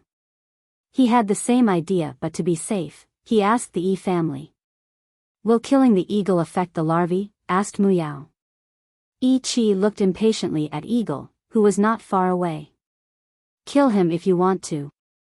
Yizong fiddled with the jade in his plate. I think it's best not to do that. Why? What did you find? Asked Muyao. Yizong shook his head. Nothing. Afraid that the others would misunderstand that they couldn't perform the divination because of what happened, Yi Qi explained, there's something strange about this place. We can't perform the divination. You should be able to feel it too. Indeed. Muyao knew the Yi family wasn't looking for an excuse. He could feel the pressure from above, like a giant hand was pressing down on him. Since he couldn't perform the divination, Muyao didn't want to let go of the meat that was right in front of his mouth. He drew his sword and prepared to kill the eagle. This was where the larvae lived. Eagles and insects didn't seem to coexist peacefully. Killing the eagle might be beneficial to the larvae. The eagle seemed to have sensed Muyao's murderous aura. It flapped its wings and looked over, its gaze so sharp that it was hard to look straight at it. A giant eagle of this size had to have been through a lot. Just its gaze was different from the other birds Muyao had met on his journey. But the more it was like this, the more Muyao wanted to kill it. Old man. The sword light flashed, carrying a cold murderous aura, and without any pause, it slashed out. Clang. The giant eagle blocked Muyao's attack with its claws. But one of its toes was cut off, pieces of the claw falling off. Just as Muyao thought, the eagle's claw was a rusty metal that was about to be obsolete. It couldn't take a single hit. Perhaps, when the eagle was at its peak, the sword might not have been able to cut off the eagle's toes so easily. It might have only been able to cut through the hard scales on the outer layer of the toes. But wasn't the eagle already old? Could an eagle that was about to die of old age return to its youth? The others gathered around. The giant eagle realized that it couldn't stay here any longer. It raised its claw to block Mu Yao's sword and flapped its wings. Crack, crack, crack, crack. The sound of branches snapping could be heard everywhere, as if a rainstorm was falling on the ground. The wind created by the eagle's wings was like a hurricane, slowing Mu Yao's steps. Screech, with a long screech, the giant eagle flapped its wings and took off from the ground. Perhaps due to its old age or its injuries, it seemed much clumsier. Mu Yao thought it would crash down again, but it only flew up, then stopped at a spot on the mountain. Its claws clawed at the steep cliff, but because of its injuries, its claws were no longer sharp and slid down a long distance. Mu Yao considered climbing up the mountain to continue killing it. The eagle didn't look like it had much time left. Just as he was thinking, Gong Jiayu roared, "The star butterfly larvae are out." Now, Mu Yao couldn't care less about the giant eagle. He had more important things to do. He would kill the old eagle after he got the worm blood. Where are they? Mu Yao looked around. I can feel them, they're out. Gong Jiayu breathed heavily, his face flushed. Blood rushed to his face uncontrollably, steam rising from his skin. He held a sword in his hand, his eyes fixed on the ground at the foot of the mountain. In this aspect, he was more sensitive than the Yi family. The Yi family had to perform divination for information, but he did not need to do that. This was the Xia's natural instinct. They're here. As soon as Gong Jiayu finished, Mu Yao heard a rustling sound that seemed to come from underground. Everyone held their breaths, afraid of disturbing the movement. The sound grew louder and louder. Gong Jiayu was looking at the ground near the foot of the mountain. The ground beneath the grass loosened and the ground protruded. A white round head poked out of the ground and crawled out. Its body was 3 to 4 meters long and as thick as an adult's thigh. There's more than one. Gong Jiayu grew excited. After the first white worm emerged, other long, snow-white worms emerged one after another near the foot of the mountain. It's them. Chapter 786. White star butterfly larvae crawled out from the ground. Although there were differences in size, there was not a huge difference. One was less than a meter long while the other was more than 5 meters long. Gong Jiayu was like a hungry beast smelling blood at the sight of this. The excitement in his eyes was palpable, as if he wanted nothing more than to capture all the white worms and let them bleed. It was as if he could see a golden, glorious path laid before him. His chance to turn the tables was right in front of him. Clang! Unsheathing his sword, Gong Jiayu charged towards the nearest worm. Catch them! Mu Yao snapped out of his excitement and ordered his men to get to work. Their ultimate goal was to get these white worms. The sharp blade cut through the white worm's body, but there was no sound of breaking. The sword felt like it had cut through a tree full of resin.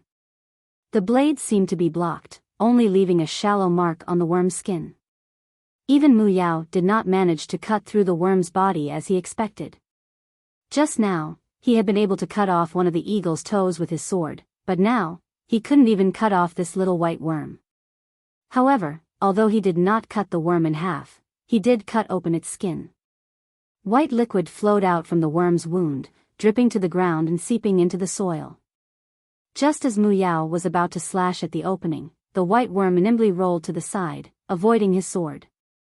There were white marks on the ground, blood from the larvae's wounds. However, the blood quickly seeped into the ground.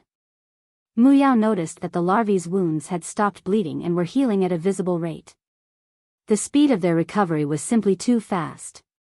It was hard to break its skin, it healed quickly and dodged quickly. Although these larvae did not have gaping mouths or sharp horns, they were troublesome to deal with. Someone near Mu Yao noticed this too. He was about to say something to Mu Yao when a white shadow flashed past, fast as lightning. The star butterfly larva that he had just injured had its front end pressed tightly against the ground. Nearly 2/3 of its body had turned into a thick and heavy white whip. Its fierce attack swept towards that person with the power of the wind. That person didn't expect the seemingly harmless white bug to suddenly attack him. Before he could react, an intense pain spread from his abdomen to his brain. The larva hooked its 3 pairs of thoracic legs to the ground, twisting at an unbelievable angle and lashing out. The person who was sent flying directly flew more than 30 meters away. After landing on the ground, he slid back for a distance before stopping. If it weren't for the grass and trees on the ground blocking him, he might have flown even further. After landing on the ground, the man curled up like a shrimp and spat out blood from his mouth. He groaned in pain and could not get up again. Biyao dodged the white whip. These white worms were not easy to deal with, but a few more slashes would kill them. Biyao crouched down and touched the white marks on the ground. They were from the worm he had just injured. He rubbed the soil stained with white blood and suddenly thought, "Don't use it." Biyao suddenly shouted, "It's not blood." "What do you mean?" asked Biyao. "It's not worm blood that can be used for forging," said Biyao.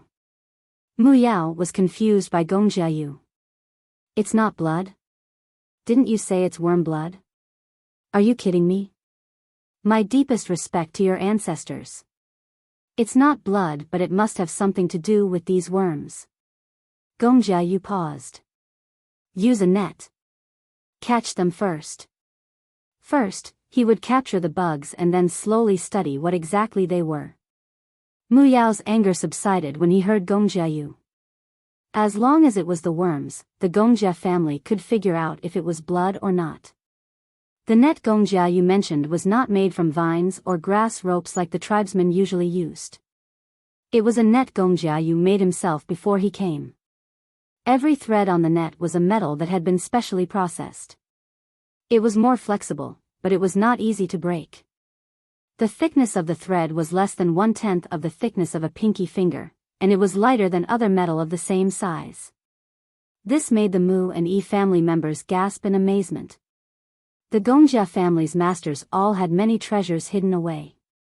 They just did not usually show them to others. Biyao was only willing to show his treasures because of the larvae.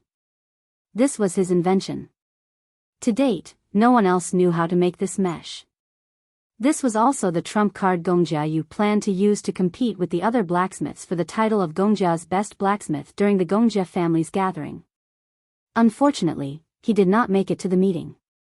Instead, the royal city changed and the Biyao family was divided into several factions. He was pushed out. At Biyao's words, one of his slaves opened a large wooden box on his back and took out rolls of animal hide. He opened the hide to reveal a glowing silver net. Biyao did not waste any time, tossing the net to someone else. These nets were specially made by Biyao. Unlike fishing nets, these nets were made to catch worms. Many unnecessary parts were removed to save space and weight. The net wrapped around the front of the white worm's body. The opening of the net tightened, covering the worm's head and the bulge behind its head. The thread connecting the opening of the net was extended and held in the hands of the person who cast the net. They controlled the tightness of the net. The trapped worm did not stop moving. After rolling a few times, it continued to climb towards the mountain wall. It was impossible for one person to pull the white worm. Therefore, each net was pulled by 6 or 7 people or even more. Alternatively, they could tie the net to a nearby tree or rock to save a lot of effort. "Quick, quick, quick. There are more. Catch as many as you can," shouted Biyao anxiously. He realized that the worms had no intention of fighting them. Instead, they were heading towards the mountain wall.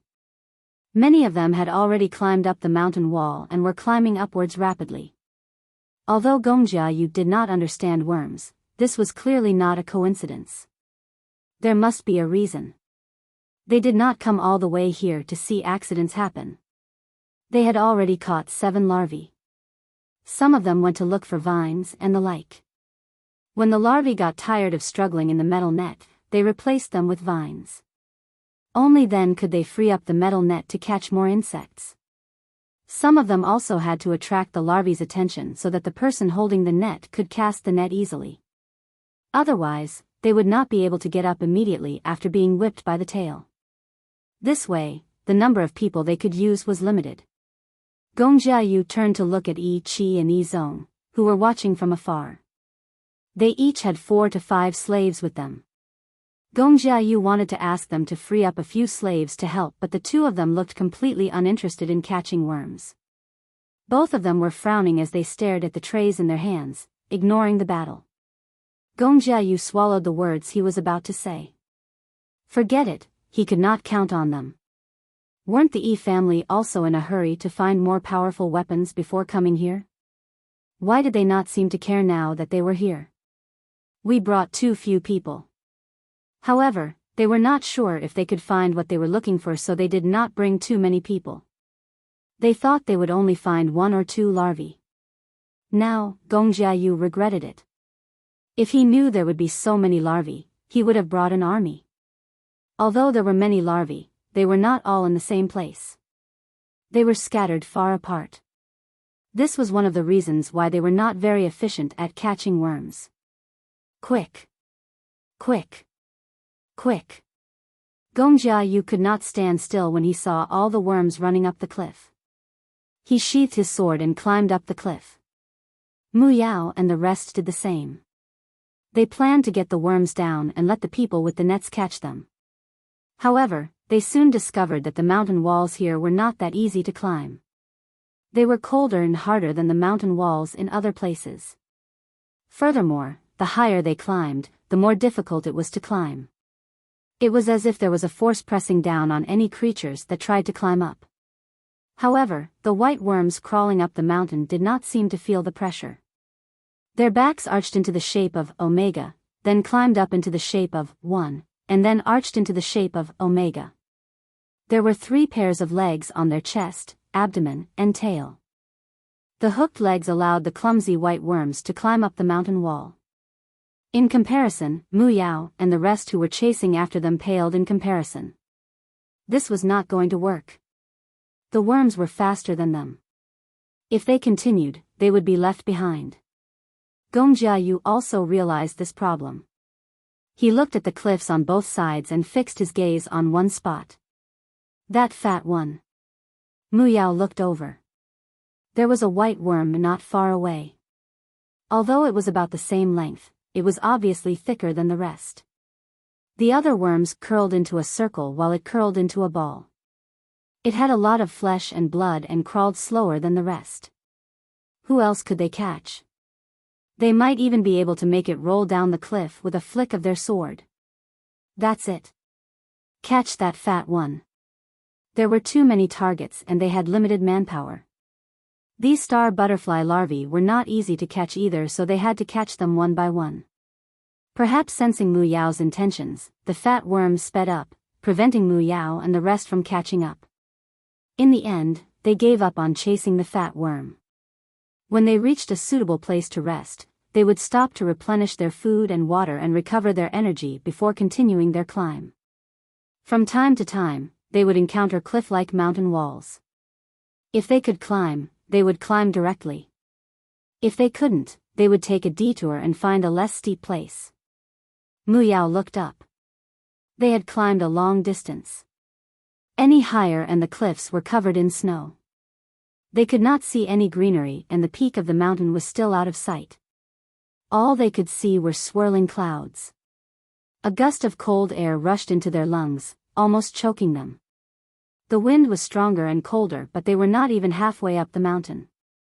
If they continued, they would encounter even colder conditions. Mu Yao looked at Gong Jiayu. He knew Gong Jiayu would not give up. He did not want to either. It was rare for them to be here, especially in a situation like this. Even if they could not catch more worms, if they could find out why they were climbing, perhaps they could discover more secrets or treasures, it would be worth it. Didn't they say there were treasures in mysterious and dangerous places like this? Mu Yao's blood boiled at the thought. The rest of them thought the same, but no one complained. Although it was cold, their gazes were fervent. Treasures? What kind of treasures would there be? On the way here, they had hunted many ferocious beasts, and the animal skins they were wearing were the fur of those prey. However, gradually, the thick animal skins on their bodies began to be covered in white frost. Moreover, the higher they climbed, the greater the area covered by the frost. Their hair and beards were also not spared. How high is the peak? Mu Yao sighed. Just as he was thinking, he felt a strong gaze on him. He turned and saw an eagle resting on a cliff about 100 meters away. It was the one he had killed on the ground. But Mu Yao's target was the worms. He wasn't interested in the eagle for now. He glanced at it and continued climbing. But the eagle's gaze was too intense, making Mu Yao furious. What are you looking at? I'll chop your head off if you keep looking. Mu Yao roared at it. With that, the eagle stared at Mu Yao even more intensely. Mu Yao's temper flared up. Since they were all hungry, they might as well kill an eagle halfway and eat something before continuing their climb. He was about to order his subordinates to move when he heard an eagle's cry. Whoosh! A strong gust of wind blew from above, causing small pebbles to fall from the cliff. Mu Yao and the rest squinted from the wind. They looked up to see an eagle perched on the cliff not far above them, clinging tightly. It was much smaller than the eagle but still huge compared to a human. It was not an eagle. It looked young, its beak was not as curved as the eagle's and its claws were sharp and powerful. However, Mu Yao's attention was not on the eagle. He looked up at a protruding rock. There was a person standing there. A tribesman? Asked Mu Yao. Yanjiao. Gongjia thought the person looked familiar. Mu Yao's eyes flashed when he remembered what the Yi family said. You're Shao Xian from the Yanjiao tribe? Mu Yao was not part of the main force when they hunted down the Yanjiao tribe, so he had never seen what Shao Xian looked like. He only guessed based on what the Yi family said. Yi Zong and Yi Qi said someone was following them. Yi Zong even said confidently that the person was Yanjiao's Shao Xian. Shao Xian did not answer them directly. Instead, he said, "You're brave, how dare you fight here?" Mu Yao raised his brows, wary of Shao Xian. Can't we? Shao Xian glanced at them. This is the giant eagle's land of faith. Mu Yao and the rest were stunned. Shao Xian did not look like he was lying to them. Giant eagle? What the hell was land of faith? Wasn't this the star butterfly's territory? A giant eagle? How old was a giant eagle? Like the one just now?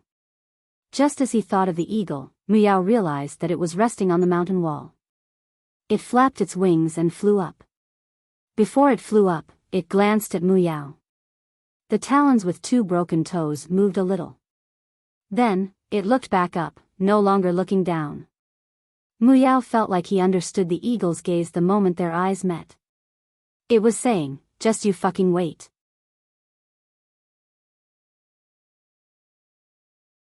Chapter 787. Mu Yao stared at Shao Xian in shock. It wasn't that he doubted Shao Xian's claim that this was the giant eagle's land of worship. He knew that Shao Xian was on a different side from them and had conflicts with them before. Before Yanjiao crossed the sea, they were hunted down by the royal city's army. Most of their team had participated in the hunt. Even those who weren't directly involved did so indirectly. Yi Zong, who hadn't climbed up the mountain, was also a direct participant. It would be strange if Shao Xian treated them well. That was why Mu Yao's guard was up. If even the Yi family couldn't stop this tribesman, what was he after? Just to warn them? Looking at the surrounding environment and terrain, they were on a steep hillside.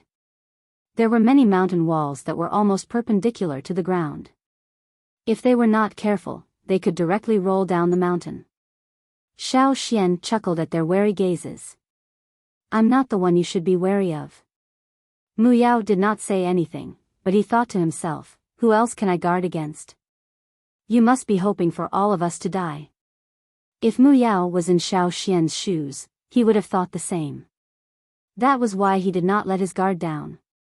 Instead, he stared at Xiao Xian even more cautiously. It's about to begin. Xiao Xian looked up at the sky. There was no angry roar, no murderous intent in his eyes. Xiao Xian's tone was calm, but it sent chills down Mu Yao's spine. He panicked for no reason. He looked up and saw clouds that looked like they were within reach. A chill seeped into his lungs, sending chills down his spine. It was even more chilling than before, as if something terrible was about to happen. Cha-Cha, who was beside Xiao Xian, did not pay much attention to Mu Yao and the rest. It looked up instead. Since Cha-Cha had been to Eagle Mountain twice in a row, there was no need for him to go there again. But that didn't stop him from looking forward to it. When he sensed what was about to happen, he was so excited that he wanted to howl. The Yangguang in the sky was actually very strong. If they weren't here, Yangguang could be felt from somewhere else in the forest. Even though the mountain was covered by clouds, there was still light shining through them. It was as if the sun could be seen through the thick clouds. Gongjiayu noticed that the star butterfly larvae had changed too. He couldn't see them clearly because they were too far away, but he kept his eyes on the fat worm behind the swarm. Otherwise, he wouldn't have noticed the white worms in the snow. At that moment, the star butterfly worms stopped climbing. They were changing at a speed visible to the naked eye. Their bodies shrank and flattened. The white worms in the snow gradually merged with the snow. They looked like a mass of snow that was similar to the snow around them. Below a protruding rock on the mountain wall, a star butterfly worm clung to it like a ball of snow. If one didn't consider the logic behind why there would be snow under the rock, the transformation was shocking. This was the natural instinct of the star butterfly worm. Just like how creatures in the forest would disguise themselves when faced with a threat, these star butterfly worms were the same. They sensed danger. Even Gongjiayu, who didn't know much about insects, felt chills run down his spine. The fear of uncertainty was enough to push his heart into his throat. It was dead silent. The entire mountain range seemed to have fallen into silence. Everyone's breathing became cautious, only the sound of the wind whistling in their ears. Suddenly, the clouds above began to swirl as if something was blowing them. Screech, the cry of an eagle that seemed to come from beyond the heavens, rang out from above. Then, more eagle cries rang out, as if they were very far away, but also as if they would arrive in the next moment. It was a giant eagle's cheer. The clouds above rolled even more violently, as if there were strong gusts of wind blowing from above, spreading to the surroundings, trying to blow away the thick clouds that were blocking their line of sight. Screech, screech, the eagles' cries were getting closer, right above their heads. Mu Yao and the rest had been staring up nervously, their eyes wide and mouths agape. They were shocked by what they saw but did not dare to make a sound. Above their heads, in the thick layer of clouds, which was brightly illuminated by the sun, there were large swathes of shadows moving. The airflow from above finally blew away part of the clouds. The sunlight released the golden light that had been brewing for a long time, like sharp swords that broke through the clouds and were thrown into places that had been blocked by the clouds for a long time, opening up a brighter world.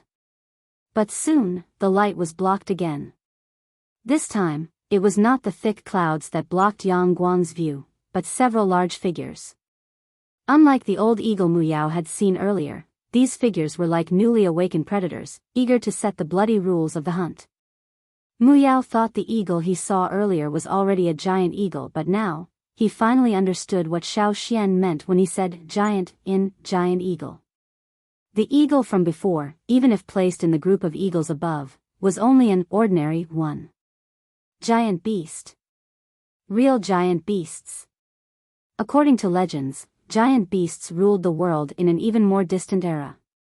But for some reason, the giant beasts that once ruled the world and pushed humans to the bottom of the food chain disappeared one by one. Only then did the humans who lived in the dark usher in a new era. Disregarding its strength, just its body size alone was enough to make it a true giant beast. In the past, he had thought that the ferocious beasts he had seen in the forest were already large in size. However, compared to what he was seeing now, they were not even worth mentioning. This was the first time he saw a true giant beast, and a group at that. They seemed to be mocking Biyao for his short-sightedness. The huge figures easily stirred the clouds with their powerful wings. They soared in the sky as if they were born in the clouds. Looking down on everything. Looking down on everything. That was the source of all the fear in Biyao's heart. What did the tribesmen say? This was the giant eagle's land of faith? What else did he say? You shouldn't be wary of me? Biyao's heart skipped a beat. He only had one thought: don't let the giant eagles discover them. Just as he thought this, Biyao heard something whirring in the air. Several figures flew in from above, drawing an arc in the air before crashing into the mountain wall where Biyao and the others were resting, exploding. The rocks on the mountain wall didn't crack, nor did Biyao and the others suffer much damage. Just some noise. Bang bang bang bang. Clap clap. Thud. Each thud was louder than the last. Biyao. He wanted to curse the Yanjiao ancestors. When he looked up again, he saw a much smaller eagle flying out of the clouds that had yet to completely disperse. It swept its gaze across the mountain wall and flew towards the source of the sound. Soon after, more and more eagles broke through the clouds, which had dissipated a lot, and flew over. The younger giant eagles were more curious. They were so excited that they had nowhere to vent their energy. When they heard the sound below, they followed the sound. Behind the small eagles, there were a few eagles that were slightly larger than them. Then, a few eagles with a strong herd mentality also came down. Treacherous. Cunning. Shameless. Biyao cursed. Xiao Xian was the one who threw the things that made the noise. If they weren't running for their lives, Biyao would have cursed even more. Facing the incoming eagles, Biyao and the others drew their swords. The sharp blades clashed against the eagles' claws. Just as Biyao had expected, these eagles were different from the ones he'd met before.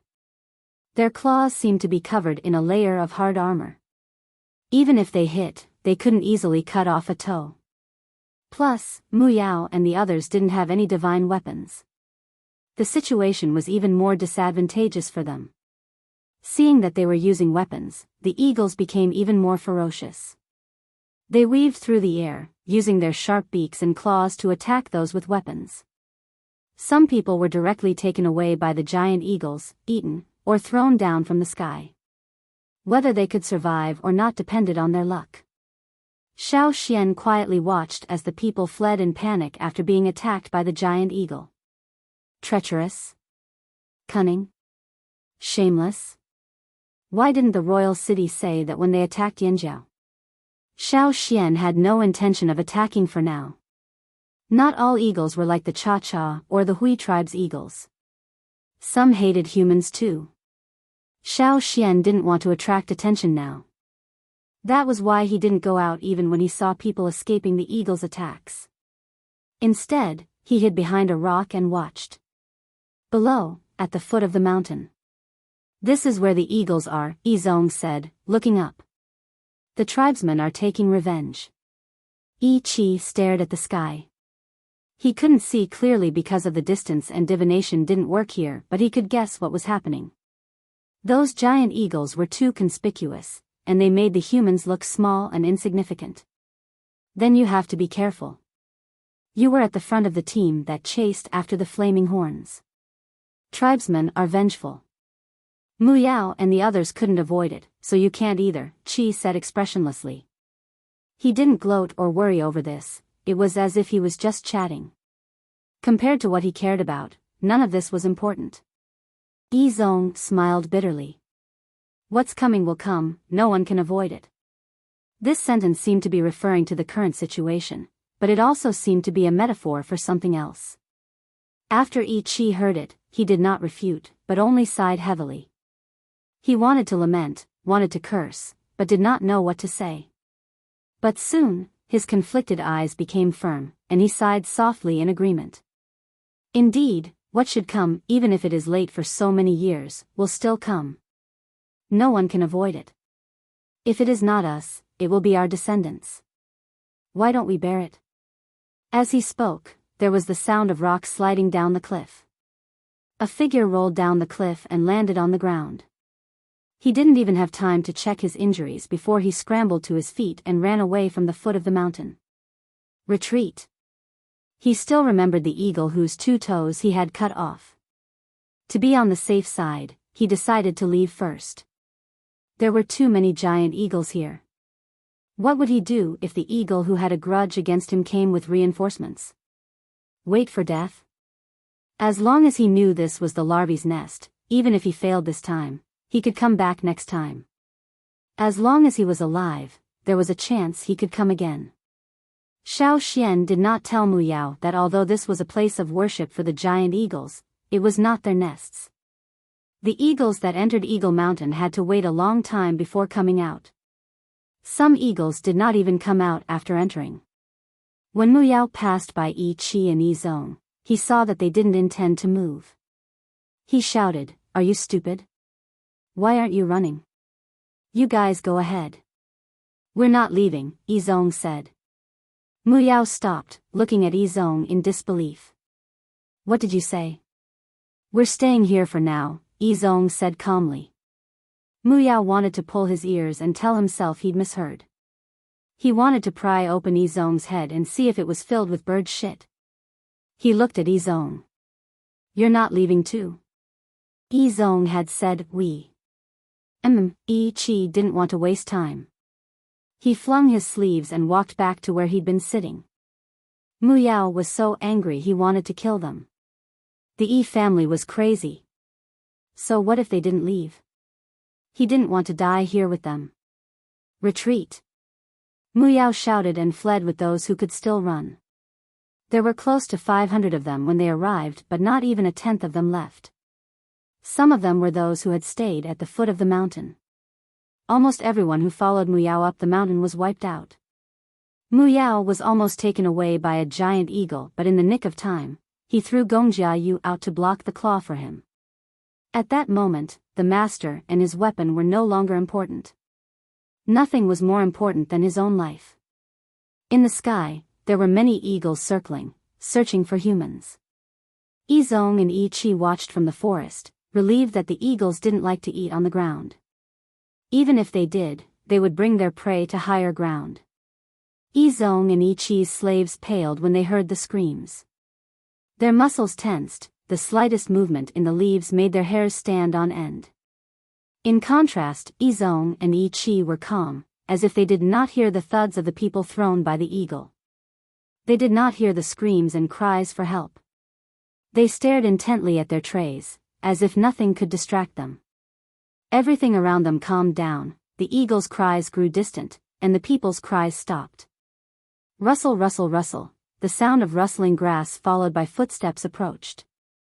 Yi Zong and Yi Qi, who had been staring at the plates, moved their attention away from the plates and looked at the newcomer.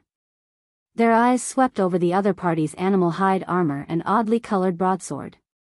Xiao Xian of Yanjiao. The blade flashed with a cold light, as if it carried the cold breath of metal. Yi Zong and Yi Qi's slaves tensed up and guarded them. They watched vigilantly as Xiao Xian walked towards them. "You were among the people who hunted down the Yanjiao migration team, right?" Xiao Xian looked at Yi Zong. Although his tone was a question, there was certainty in it. Yi Zong took a deep breath and pushed aside the 2 slaves in front of him. "Give me 3 days. After 3 days, you can do whatever you want with me."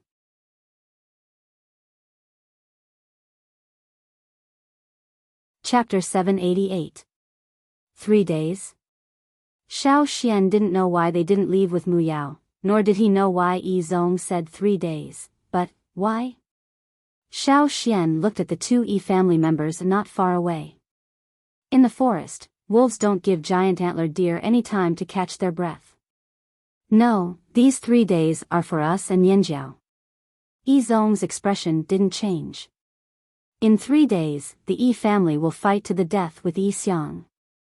I don't think I need to explain who Yi Xiang is. Xiao Xian raised an eyebrow. Of course he knew who Yi Xiang was. Rock Hill City was where it was today mainly because of Yi Xiang. And Yi Xiang had always been called bad luck by the Yi family. Xiao Xian pointed at Yi Zong and Yi Zong with his free hand. You? Then he pointed to the ground. Here.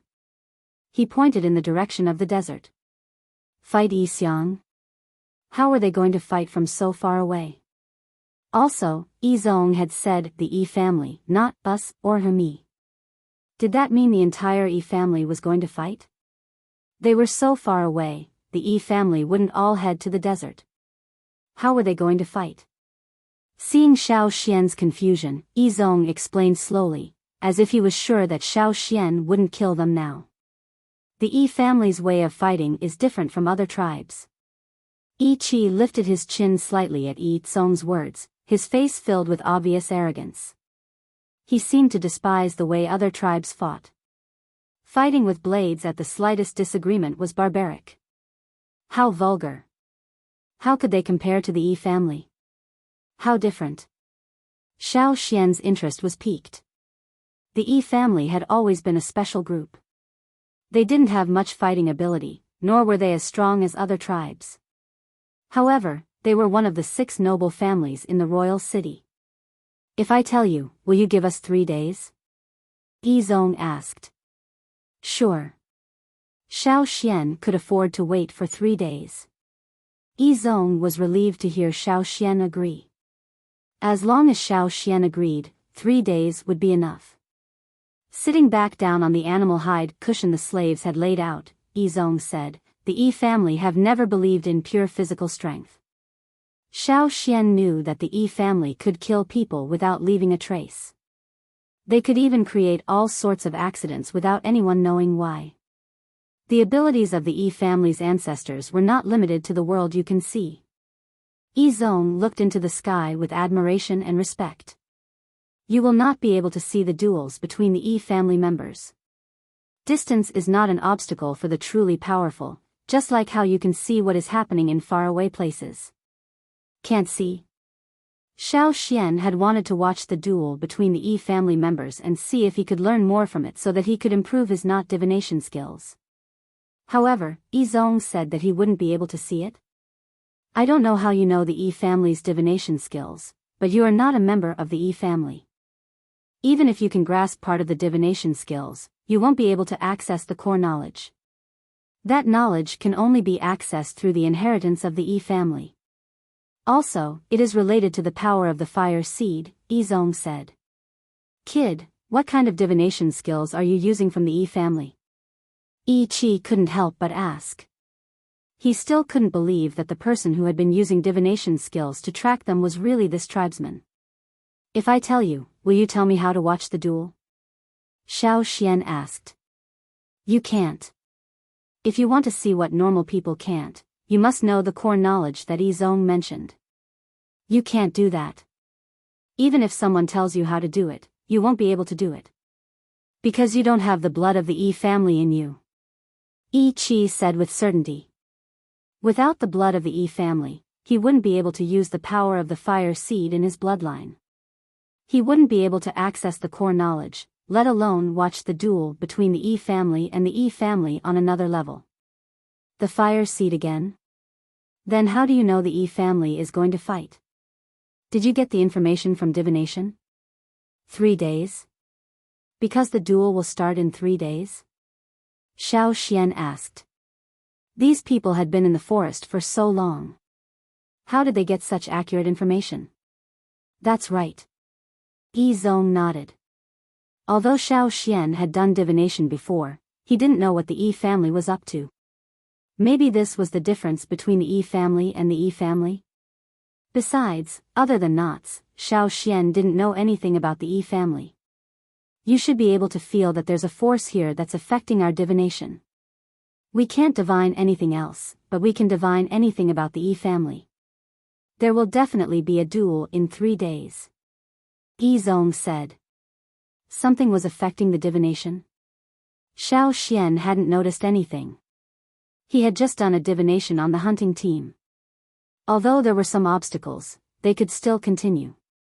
Of course, Xiao Xian didn't mention any of this. In 3 days, Yi Zong only briefly told Xiao Xian about Yi Xiang and the upcoming duel with the Yi family. After that, he and Yi Qi focused on preparing for the duel. This was a good place. Perhaps because it was close to Eagle Mountain, there weren't any threatening fearsome beasts nearby. The eagles rarely rested at the foot of the mountain. No wonder Yi Zong and Yi Qi didn't leave with Mu Yao and the others. Even if they had 3 days, they wouldn't be able to leave this forest. They didn't know if they could find a better place. That was why they decided to stay here and prepare for the duel. The war had come so suddenly that they had not expected it either. They had originally planned to search for better forging materials with the Mu family to deal with the trouble in the desert, but they had not expected the war to suddenly draw closer. They no longer needed to catch the star butterfly insects because there was no longer a need. Even if they could catch them and forge better weapons, the war would have already ended by then. Yi Zong and Yi Qi had said 3 days. But on the second day, their expressions changed drastically. They ordered their slaves to guard the area while they took out the tray, jade stones, and golden sand they had prepared. Just like a divination, they placed the jade stones on the tray according to a certain pattern. Then, they sprinkled the fine golden sand on the tray. Every time their fingers moved the jade stones, the sand would change. Xiao Xian looked over. Yi Zong and Yi Qi ignored everything around them, their eyes fixed on the changes in the jade stones and sand. It was as if the tray was everything. They weren't afraid that Xiao Xian would see this. In their hearts, Xiao Xian wasn't a member of the Yi family. Even if he saw what they were doing, even if he was gifted and could understand some of the mysteries, he wouldn't be able to touch the unseen plane of the world. Seeing what others couldn't see had always been the reason why the Yi family thought they were better than others. In the square plate, the golden sand moved on its own despite the absence of wind. One moment it was moving in this direction, and the next moment, it changed directions. The jade stone seemed to have created an invisible force to move the fine sand. The hand that moved the jade stone seemed to be moving very slowly, because every time he blinked, he seemed to see a hand stop there, not moving at all, but also seemed to be moving very fast. Around the hand were shadows, and the jade stone and the golden sand were moving. Something was fermenting rapidly. The waves of energy became faster and faster. Yi Zong and the slaves around Yi Qi couldn't help but take a step back. Then another step, then another step. They moved even further away from the two. The sudden increase in energy around the two gave them a lot of pressure. Whoosh, an orange-red flame mixed with white light suddenly appeared. It drew an arc in the ground in front of Yi Qi, forming an arc of fire. On the outer side of the arc of fire, there was a ball of fire. The top of the flame was mostly orange-red, while the bottom was white. The flame was almost as tall as a person. On the other side of the arc of fire, Yi Qi sat there. Behind him, there were 3 shadows. They seemed to be illuminated by the flame, flickering along with the dancing flames on the other side of the arc of fire. The ball of fire actually illuminated 3 shadows. The flame of the fire seed.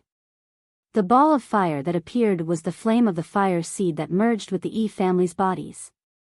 The flame that appeared, the arc of fire drawn by the flames on the ground, and the 3 shadows, formed the shape of the Yi family's totem.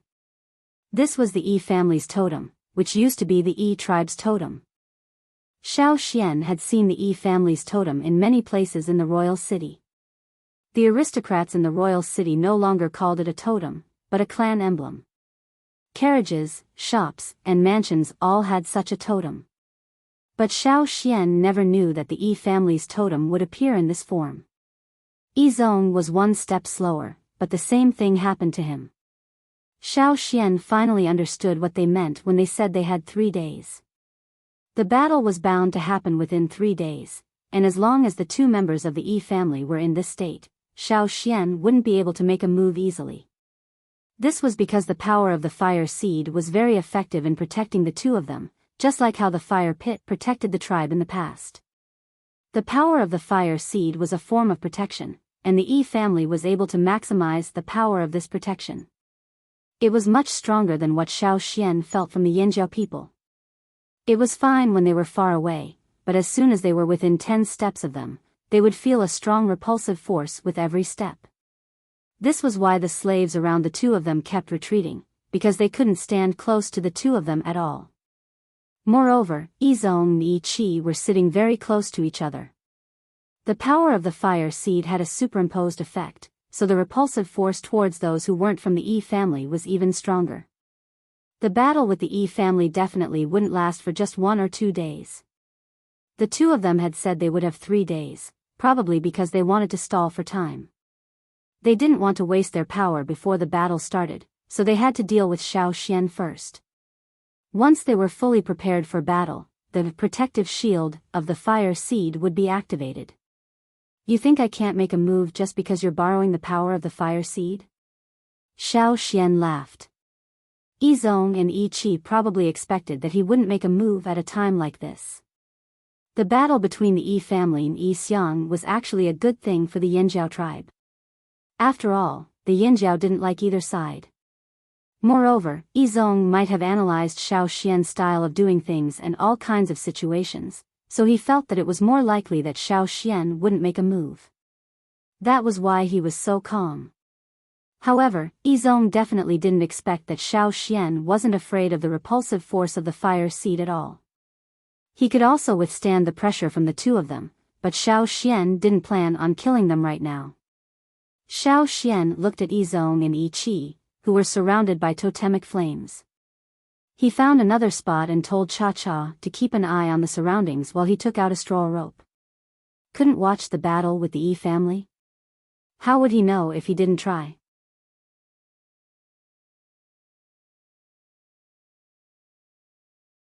Chapter 789. Xiao Xian had seen Yi Qi and Yizong's movements from beginning to end. After sitting down, Xiao Xian thought about it carefully. In fact, divination was similar to witchcraft incantations in many aspects. For example, knot divination. Every knot and even every detail of the knot was like an incantation in witchcraft incantations. However, not everyone could do that because witchcraft incantations, knot divination, and other divination methods required energy that was different from totem power to activate. Totemic power was a type of fire seed energy, but the fire seed's power was not limited to totems. There were other types of power, such as the power of inheritance.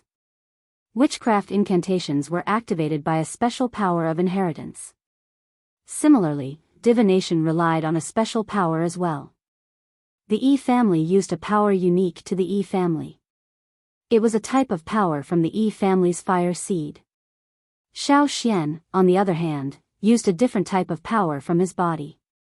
It had nothing to do with the Yanjiao's fire seed.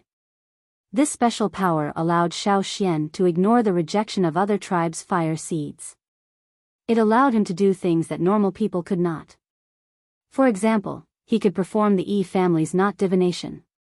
He could also turn water moonstones into water moonstones like the drumming tribe. All these things showed how special Xiao Xian's power was. Now, Xiao Xian wanted to try again. He wanted to see if he could enter the Yi family's realm that normal people could not see. He was very interested in the Yi family's war. First, he was curious about how the Yi family would wage war. Second, he was curious about the appearance of that person in the desert. Until now, Xiao Xian had never seen one of the legendary founders of Rock Hill City. The man the Yi family regarded as ominous. No matter how old Yi Xiang was 1,000 years ago, 1,000 years had passed. Even the founder of Rock Hill City, Mu Han, had passed away. The people the Yi family had forced Yi Xiang to leave were also long gone. However, this person was still alive. He had tortured so many people in the Yi family to death. Now, he was finally going to attack the Yi family in the royal city. Even if their ancestors were gone, they still had descendants. Revenge was a dish best served cold. Yi Si had once told Xiao Xian that if this ominous really did attack the Yi family, he would do so with the intention of exterminating the entire family. There would be no mercy. Xiao Xian wanted to see just how powerful the legendary, ominous, of the Yi family was. Unfortunately, the Yi family's war was not something that normal people could see. Discarding all distracting thoughts, Xiao Xian held a straw rope in his hand and replayed Yi Zong and Yi Qi's actions in his mind. Time after time, the memory deepened in his mind. As he repeated everything over and over again, to the point where every detail, every finger movement, and every grain of sand became clear to him, a pair of hands appeared in Xiao Xian's mindscape. When Xiao Xian received the legacy of knot divination from the Bansui leaf, he had learned how to use a straw rope to make a divination conclusion from this pair of hands. Right now, the pair of hands were holding a rope. As Xiao Xian repeated Yi Qi's actions in his mind, the pair of hands holding the straw rope in his mindscape moved as well. The rope twined rapidly between the fingers of the pair of hands. Xiao Xian stared intently at the pair of hands. The knotting process was too complicated. Xiao Xian could not keep up with the speed of the pair of hands. Therefore, Xiao Xian stopped what he was doing and memorized every detail of the knotting process. The knots were much more complicated than the ones Xiao Xian usually made for divination. However, because the pair of hands were so fast, it only took them a breath to complete the knot. As the pair of hands finished making the knot, a spell symbol that looked like a burning flame appeared in Xiao Xian's mindscape. The flame on the spell symbol was white at the bottom and orange-red at the top, just like the color of the Yi family's fire seed. When the pair of hands disappeared in his mindscape, the burning spell symbol disappeared as well. Xiao Xian carefully recalled the knotting motions of the pair of hands.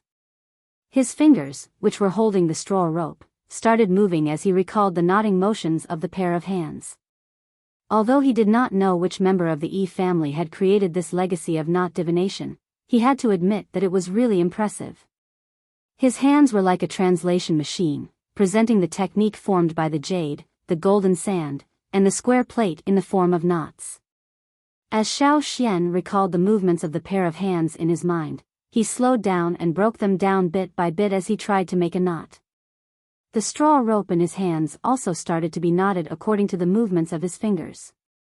However, compared to the knotting speed of the pair of hands in his mindscape, Xiao Xian's knotting speed was much slower. Wrong. A slight mistake caused the knot to fail. The straw rope wrapped around Xiao Xian's hands. It had been a long time since he had last seen this situation. It wasn't that the divination couldn't work, it was that there was a mistake. Thinking back to when he first practiced knotting knots, he often encountered similar situations. He broke the tangled straw rope in his hands and took out a new straw rope to practice. He recalled every detail of the pair of hands and followed suit. Still wrong. If he was not careful, he would make another mistake. As long as he made a single mistake, the knot would not be able to be tied. Again. He kept recalling Yi Zong's and Yi Qi's movements. Then, he observed the pair of hands' knotting motions. Then, he slowed down the knotting speed and followed suit. Wrong, again. Wrong again, again. Yes, this is it. Xiao Xian raised his eyebrows slightly.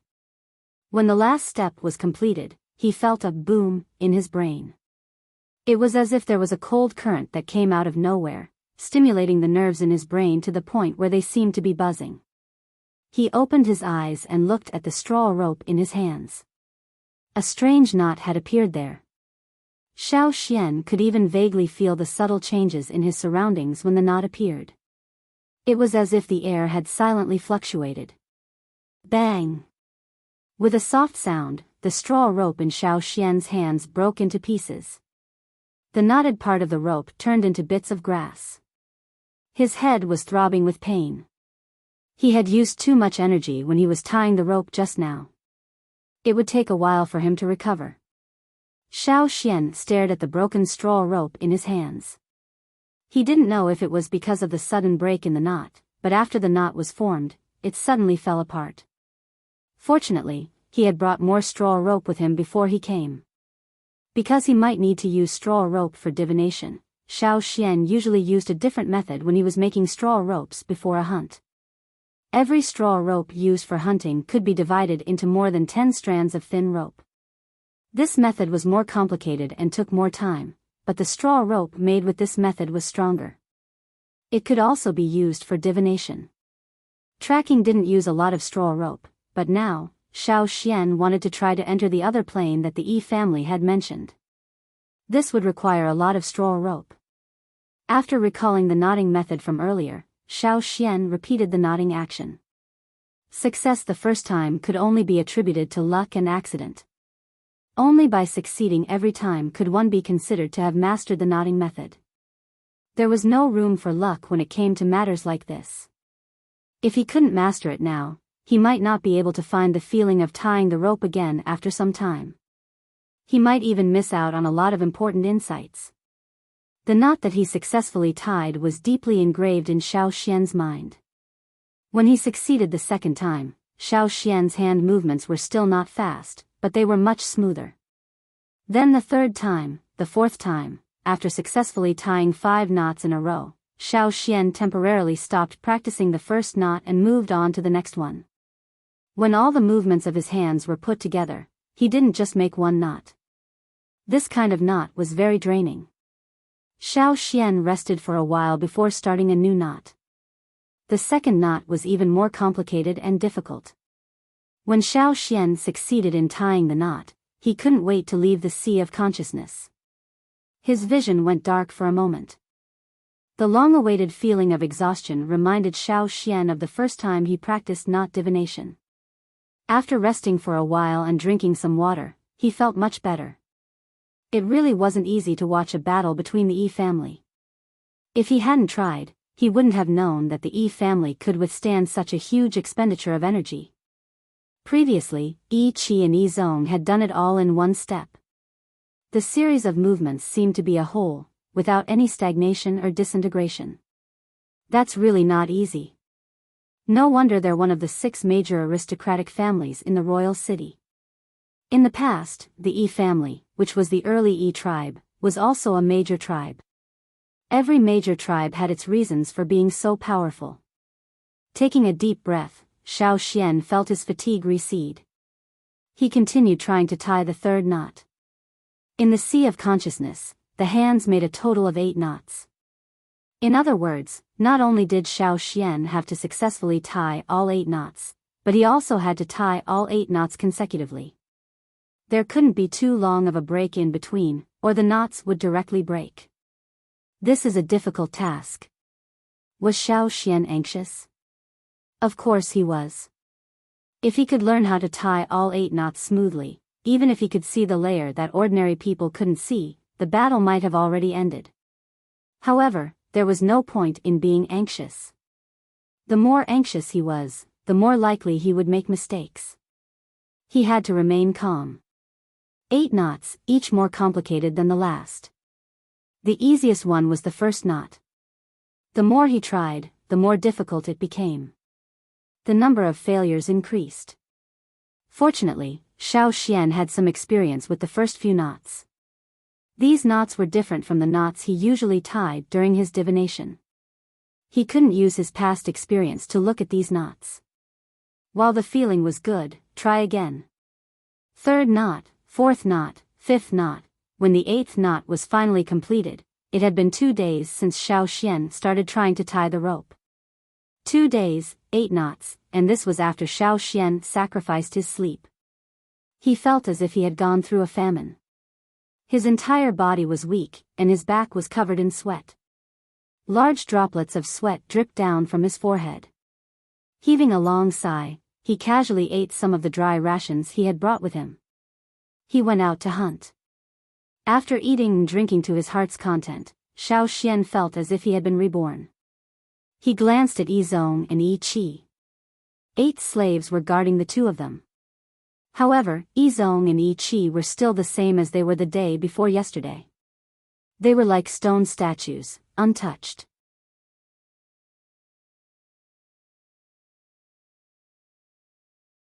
Chapter 790. After successfully tying all 8 knots, Xiao Xian practiced a few more times before combining the knots together. While Xiao Xian was practicing his knots at the foot of the mountain range next to Eagle Mountain, a solemn atmosphere filled the air at the Yi family's residence in the royal city on the other side of the sea. After so many years of development, the Yi family had split into many branches. The main branch was the Yi family's main branch, which was the branch that held the most power. At this time, almost all the members of the main branch of the Yi family were in seclusion. In the royal city, there were usually a few high-profile people who made their presence known. But now, not a single member of the main branch of the Yi family was hanging around outside. There were many people standing around the walls of the Yi family's residence.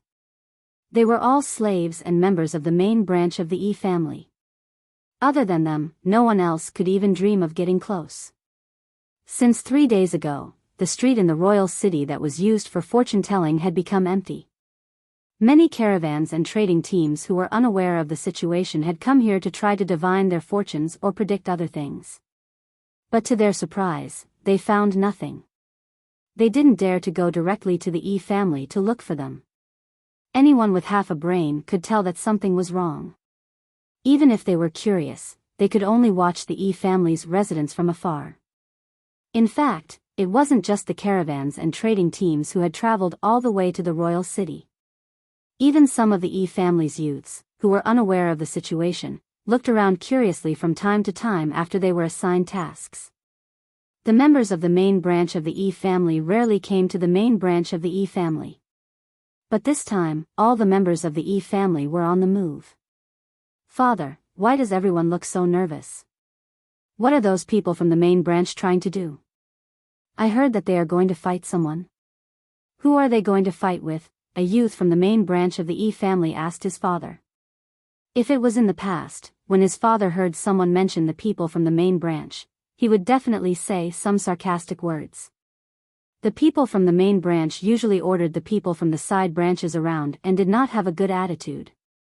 It was just that they did not dare to vent their accumulated resentment, so they only talked about it in private. But at this time, the boy's father frowned, his eyes filled with worry. Hearing his son's question, he looked up and said sternly in a low voice, "Shut up. Keep an eye on the surroundings. Kill whoever dares to barge in at this time." Hearing his father's attitude, the youth nervously swallowed his saliva. He knew that this time was different from the past and the situation was likely quite serious. But since his father didn't want to say more to him, he didn't dare to ask. Looking around, he whispered, "Yes." Then he closed his mouth tightly and didn't make another sound. Nearly 100 people were gathered in a large courtyard in the center of the Yi family. They were all members of the main bloodline, and they were all rather powerful members of the main bloodline. 1/3 of them were known as masters in the royal city. No matter how arrogant they usually were or how pretentious they were outside, here, they were all obedient students, sitting in their seats obediently. Whether it was the people sitting on the cushions in the center of the courtyard or the people from the other main bloodline standing around, they all waited in silence. It was this kind of waiting that made the atmosphere more solemn. This kind of suffocating pressure could be felt even by the people outside the Yi family. The sky also became gloomier than before. Suddenly, the sound of footsteps came from afar. They were fast, but they didn't sound rushed or anxious. As soon as they heard the footsteps, the people in the courtyard who were still in a daze immediately calmed down. There were 8 people in total. The 3 people standing at the front were all white-haired old men. These were the elders of the Yi family who usually didn't care about worldly affairs. They were the truly senior and powerful elders of the Yi family, and they would only appear when it was truly a matter of life and death. Behind the 3 elders was the head of the Yi family. In the eyes of the tribesmen, he was the leader of the family. This kind of person usually had the final say in the Yi family. Not many people dared to talk back to him. But now, he was only the 4th in line. The 3 elders in front of him were his great-grandmother, and the other 2 were also very senior. When one of the elders called him, he bowed slightly and respectfully walked over to listen. "Not everyone is here yet?" asked an elder with cloudy white eyes without looking at the courtyard. Although he couldn't see, it didn't affect his perception of the outside world. Sometimes, he could even see more than the average person. Most of them are here. Only a few who were out on missions couldn't make it back in time. Yi Zong and Yi Qi are still on another continent, but they should be ready by now, replied the head of the Yi family. The elder wasn't angry because of this. After all, those who were out on missions could still participate in the battle. Let's do the divination, said the white-haired old woman standing next to the head of the Yi family. The other two elders nodded. The head of the Yi family said loudly, let's do the divination. This was something the Yi family did every time there was a major event. The so-called divination was to take out the precious item left behind by their ancestors. It was a tortoiseshell. The tortoiseshell was engraved with orange-red words and lines. The words weren't common words, but runes that only the Yi family could understand. The lines vaguely formed the totem of the Yi family. On the other hand, the tortoiseshell was completely white without any patterns or engravings. Inside the tortoiseshell, in the space between the tortoiseshell and the tortoiseshell, there were a total of 8 polished bones of different shapes. Who's going to do the divination this time? Asked an elder. The white-haired old woman twirled the walking stick in her hand. I did the divination for the last family meeting. This time, it's Yi Tuan's turn. The cloud-eyed elder didn't say anything. He walked forward and lifted the tortoiseshell with both hands, then returned to his seat. The 3 mats at the front of the courtyard were for the 3 of them. After sitting down, Yi Tuan placed his right hand on the tortoiseshell's back. The tortoiseshell was bigger than his palm. Normally, he wouldn't have been able to grab it. But now, the tortoiseshell seemed to be glued to Yi Tuan's palm. Yi Tuan shook his wrist. The bones in the tortoiseshell jumped with a clatter.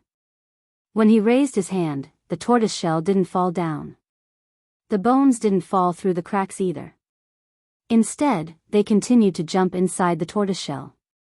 Flames appeared. An arc of fire appeared in front of Yi Tuan.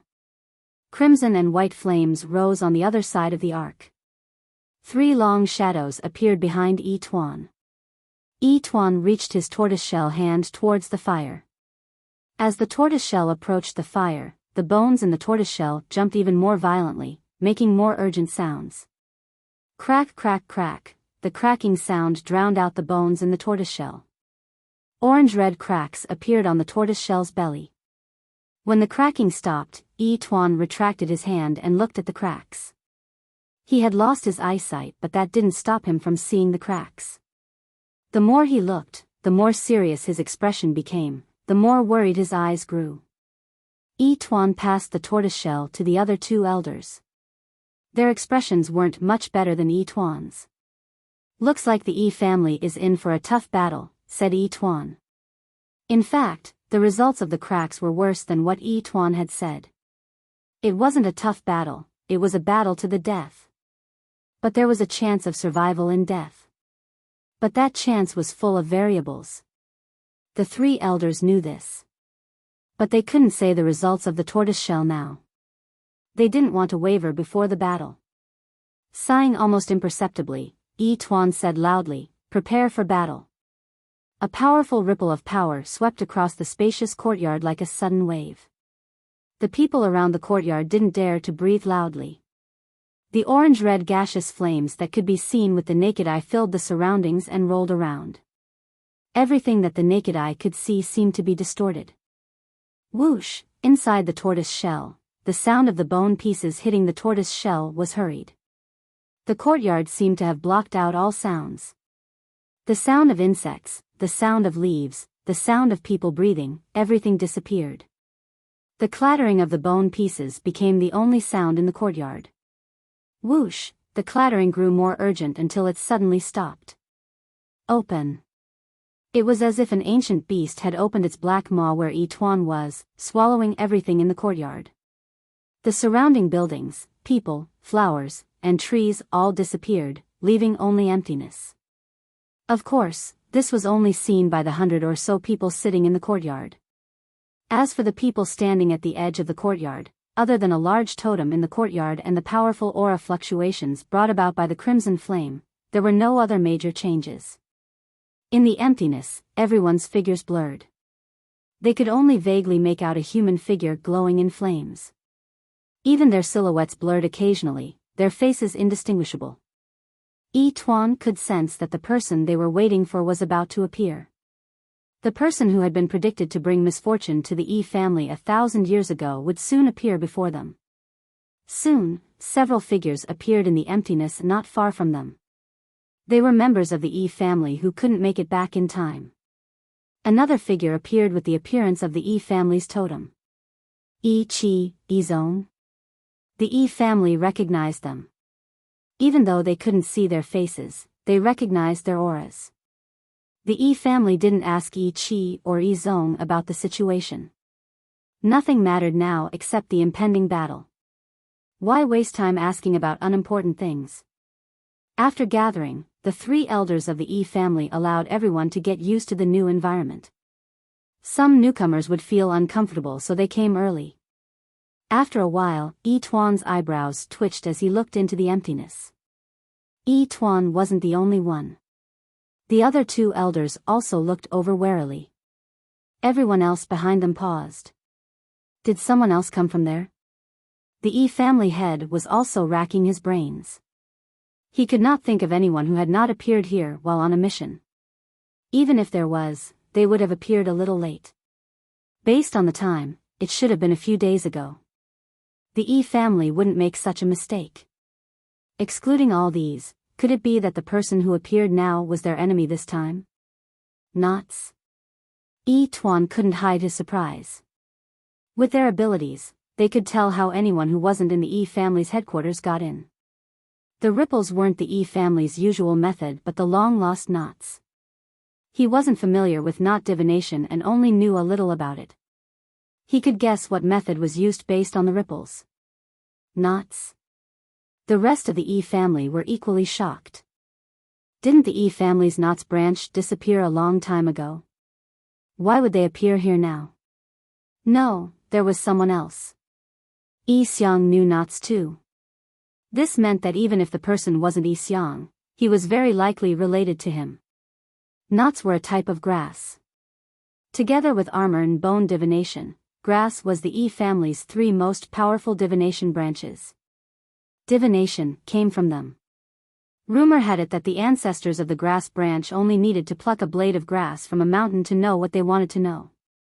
Unfortunately, time passed quickly, and many years had passed. In the end, only the knotted rope school was left of the originally complicated grass school. The other schools had already evolved, more or less adding other materials to assist them.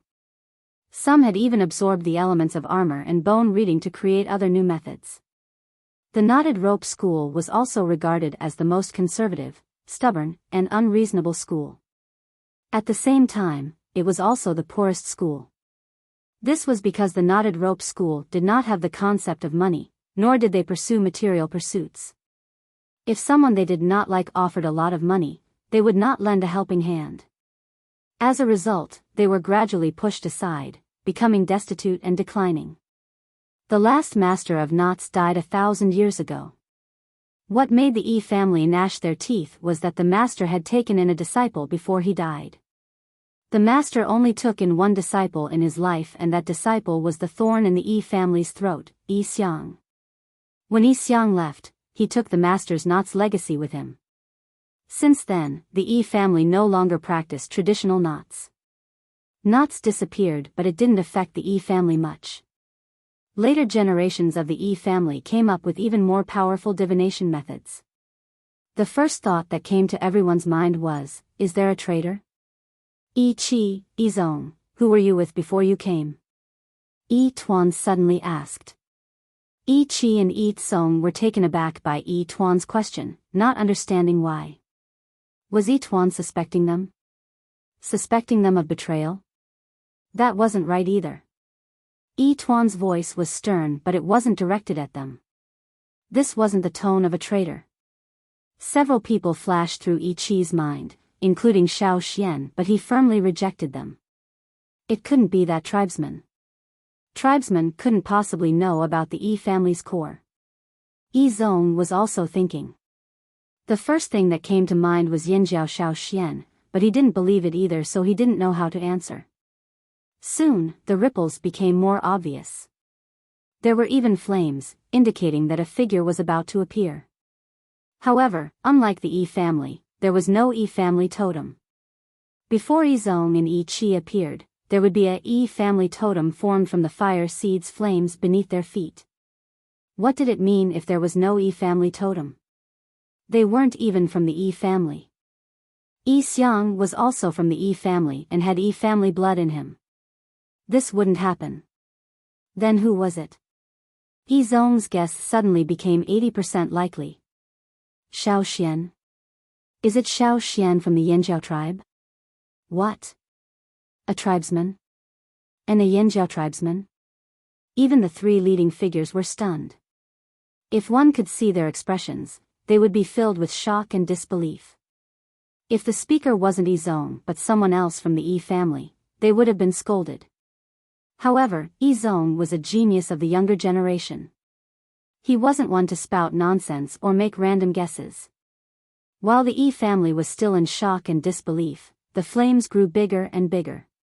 Unlike the Yi family's fire seed, the flames were crimson, but there was still no totem.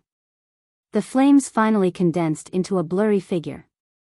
It was much more blurry than anyone else in the Yi family. It looked like it could scatter at any moment. This aura. Yi Qi looked in that direction as if he had been struck by a bell. Yanjiao. Shao Xian.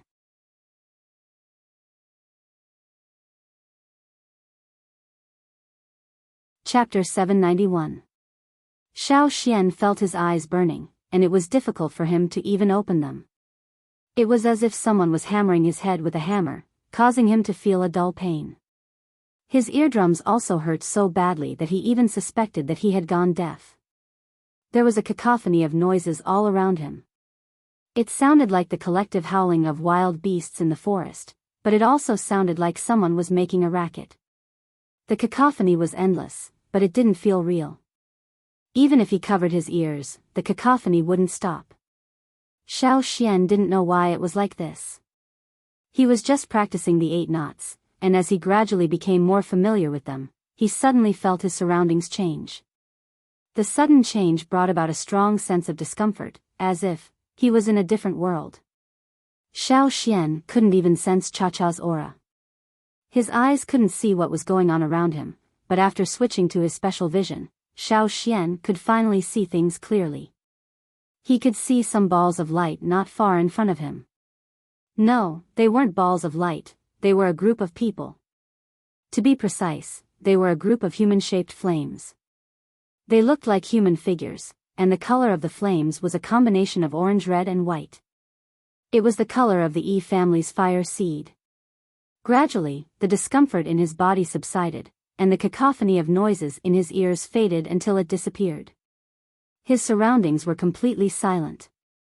Shao Xian removed his hands from his ears and stood still. He looked at the balls of light over there. After switching to his normal vision, what he saw wasn't much different from what he saw with his special vision. His surroundings were still pitch black, and he couldn't see the end of it. In the darkness, the gathering of the balls of light was the most obvious. Shao Xian, Yanjiao. A voice with obvious shock and astonishment sounded. It seemed that Shao Xian's appearance was very unexpected, and he couldn't believe it. Shao Xian looked in that direction. As his body quickly adapted to this place, he could also sense the movements over there. He could also sense the aura of the speaker, and of course, he could also hear the speaker's voice clearly. Yi Qi? Shao Xian looked at a figure. He couldn't see the person's face, but he could tell from his voice and aura. Shao Xian also recognized Yi Zong, who was standing beside Yi Qi. It's really you. How did you get here? Yi Qi still couldn't figure out how Shao Xian had followed them here. Didn't he ask them to tell him the method? But at that time, he and Yi Zong did not say anything, nor did they tell Shao Xian how to enter this place. In fact, Shao Xian was not even a member of the Yi family. Or could it be that Xiao Xian actually had Yi family blood in him? Yi Qi was not the only one with this thought. Even the three highest-ranking elders had their doubts for a moment. But the truth before their eyes told them that Xiao Xian did not have any Yi family aura, because Xiao Xian did not have any Yi family power. Even the color of his flames was different. Without Yi family blood, without Yi family power, how did this tribesman enter this place? They couldn't figure it out, they couldn't figure it out. This was completely impossible, but it really happened. It drove the Yi family crazy. Where did you learn how to knot? Asked Yi Tuan. Xiao Xian looked at Yi Tuan and the other two figures beside him. Among the group, these three figures were the most solid and clear, unlike the others who would occasionally emit flames to ruin their silhouettes. By chance, said Xiao Xian. In fact, Xiao Xian was also very curious. What kind of place was this? Although he was here, he knew nothing about this place. Moreover, Yizong and Yi Qi had left for several days. Xiao Xian had spent 2 to 3 days practicing all 8 knots, then another 2 to link them together. In total, it had been 4 to 5 days. But where was the legendary Yi Xiang? Wasn't there a battle? Why hadn't it started? You're lying, you're definitely with Yi Xiang, someone from the Yi family said. However, Yi Tuan raised a hand and the commotion died down. Why are you here? Asked Yi Tuan. As Yi Tuan spoke, Xiao Xian felt as if an invisible sword was pointed at him. If he was not careful, it would fall on him. I've long heard that the Yi family is different from the rest. I was just curious and came here by accident. I was tying knots and came in. Don't worry, I'm just here to take a look, said Xiao Xian. He suddenly thought of a problem. He could enter, but he did not know how to leave. Impulsive. Xiao Xian thought. Xiao Xian did not expect to enter this strange place so quickly. He had even thought of not being able to enter. After all, Yizong had said that without the Yi family's bloodline and fire seed, one could not enter. Whether he's telling the truth or not, we cannot allow any uncontrollable accidents in this battle, said an elder. This meant that Xiao Xian, who had appeared here, would be chased out or killed. Logically speaking, they should have done so to remove any interference. However, Yi Tuan suddenly thought of the crack in the tortoise shell during the divination. Was the sliver of life in death also an accident?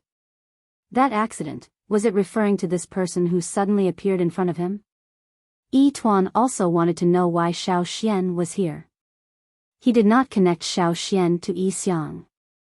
Xiao Xian's current state and the way he covered his ears when he appeared were similar to the Yi family when they first came here. Other than the nodding method, Xiao Xian had nothing to do with Yi Xiang. The Yi family had a lot to think about. Sometimes, a seemingly small matter could affect the bigger picture. The more important the situation was, the more they had to think twice and act with caution. To many, the Yi family thought too much and were not decisive enough. Now, Yi Tuan was faced with the same choice. Kill? Or not kill? He had many doubts, but soon, Yi Tuan made his choice. Yi Xiang is coming. Ignore that tribesman for now. Since he did not know what to do with Xiao Xian, he would put him aside for now. If Xiao Xian did anything strange, he was confident that he could kill Xiao Xian. In this place, they were much stronger than Xiao Xian. Xiao Xian looked like he was about to disappear at any moment. Another elder had a different opinion. They were not on good terms with the Yinjiao tribe and even had old grudges. However, he understood Yi Tuan's choice. It was better to pay more attention to Yi Xiang. At Yi Tuan's words, the others shifted their attention away from Xiao Xian and focused. Compared to Xiao Xian, who was obviously new here, this dangerous person was more worthy of their attention. If they could see their faces clearly, they would see unease and fear in some of their eyes. After all, this dangerous person was the Yi family's unlucky star that even their ancestors could not defeat. Xiao Xian deliberately kept his distance from them. He just wanted to watch from the sidelines. Even if he wanted to take revenge on the Yi family, now was not the time. He did not have the right time, place, or people. Although the situation here was different from what he expected, he had no plans to leave just yet. Since he was here, he might as well watch. He did not want to be affected, so he kept his distance to show that he was watching from the sidelines. No matter which side won this internal battle, the remaining side would still be at odds with the Yanjiao tribe. Xiao Xian could learn more about the people on both sides through the battlefield, which would help him in the future. Especially Yi Xiang, who had to be carefully observed. This was why Xiao Xian was willing to risk entering this place. His understanding of Yi Xiang was limited to what he heard from others and the pitiful records left by his ancestors. On the mainland, in the desert of Rock Hill City, a hooded figure slowly walked into the underground palace. Shi Shu respectfully followed behind and walked in together. There were no other Rock Hill City people in the underground palace, only a few figures covered in linen. Even the stones used for light were pitifully few. Faint shadows on the stone walls of the walkway changed with each person's movements. The hooded figure in front of Shi Shu revealed a pale hand from his wide sleeve. The hand was very thin, as if only a layer of skin was attached to the bones. The shape of the bones at the joints was very obvious. The palm of the hand was slightly raised, holding a string of objects. Some pieces of wood had been shaved into various shapes with holes drilled in the middle. They were then connected by straw ropes to form a closed loop. 4 fingers were slightly curled in the palm of the hand. His thumb rested on a piece of wood the size of a fingernail. Every piece of wood on the string was engraved with patterns, but not everyone could understand them. There was a circular hall in the underground palace. As he walked towards the center of the hall, the man in the cloak moved the wooden ornament on his hand with his thumb at a steady pace, as if he was an old man taking a leisurely stroll. When he was about to reach the center of the hall, he slightly raised his other hand that was not holding any wooden ornament and waved it slightly. Shi Shu, who was following behind, immediately stopped and bowed to the other party. He glanced at the 5 people guarding the hall. These 5 people were also covered in linen. He couldn't see their faces and they weren't breathing. Retracting his gaze, Shi Shu turned and left the hall. As he waved his hand, the hooded figure's footsteps didn't change, still maintaining his original speed and strength. When he walked into the center of the hall, when his foot landed on the last step, his thumb pressed against a piece of wood on the wooden ornament and paused. A flame suddenly lit up and drew an arc in front of him. The orange, red, and white fireball ignited. The flames weren't tall, but the entire underground palace was under an extremely strong pressure. All the illuminating stones in the underground palace shattered with a bang. The entire underground palace, except for the fire in the main hall, was plunged into darkness. The guards outside the underground palace suddenly felt as if there was a mountain pressing down on them. Bean-sized beads of sweat continued to slide down. After they were 100 meters away from the underground palace, the pressure gradually eased. When Shi Shu walked to the entrance of the underground palace, he felt a sense of collapse. When the pressure in the underground palace appeared, he hadn't walked out of the underground palace. He wasn't far from the entrance, only a distance of 10 steps. But these 10 steps, although it wasn't a long distance, made him sweat like he had just been fished out of the water. He gasped for breath as if he had just experienced a great battle.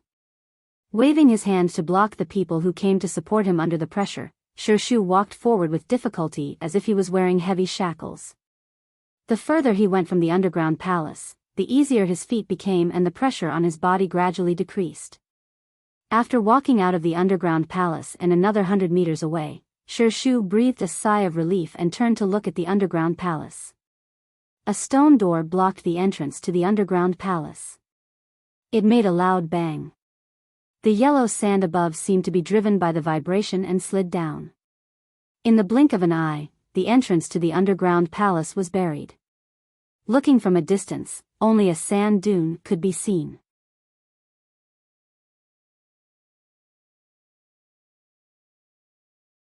Chapter 792. Xiao Xian was trying his best to get used to this place. Although it was much better than when he first arrived, he still felt uncomfortable. Although he could still stand, he felt as though he was suspended in midair. It didn't feel like he was stepping on the ground, but he couldn't fall. He could still walk if he wanted to. It was really strange. He didn't have a physical body, but he could still hear and see. Xiao Xian had guessed that this place might have been created using the power of the fire seed. However, there were still many inconsistencies. The darkness around him also seemed to hide many things that couldn't be seen.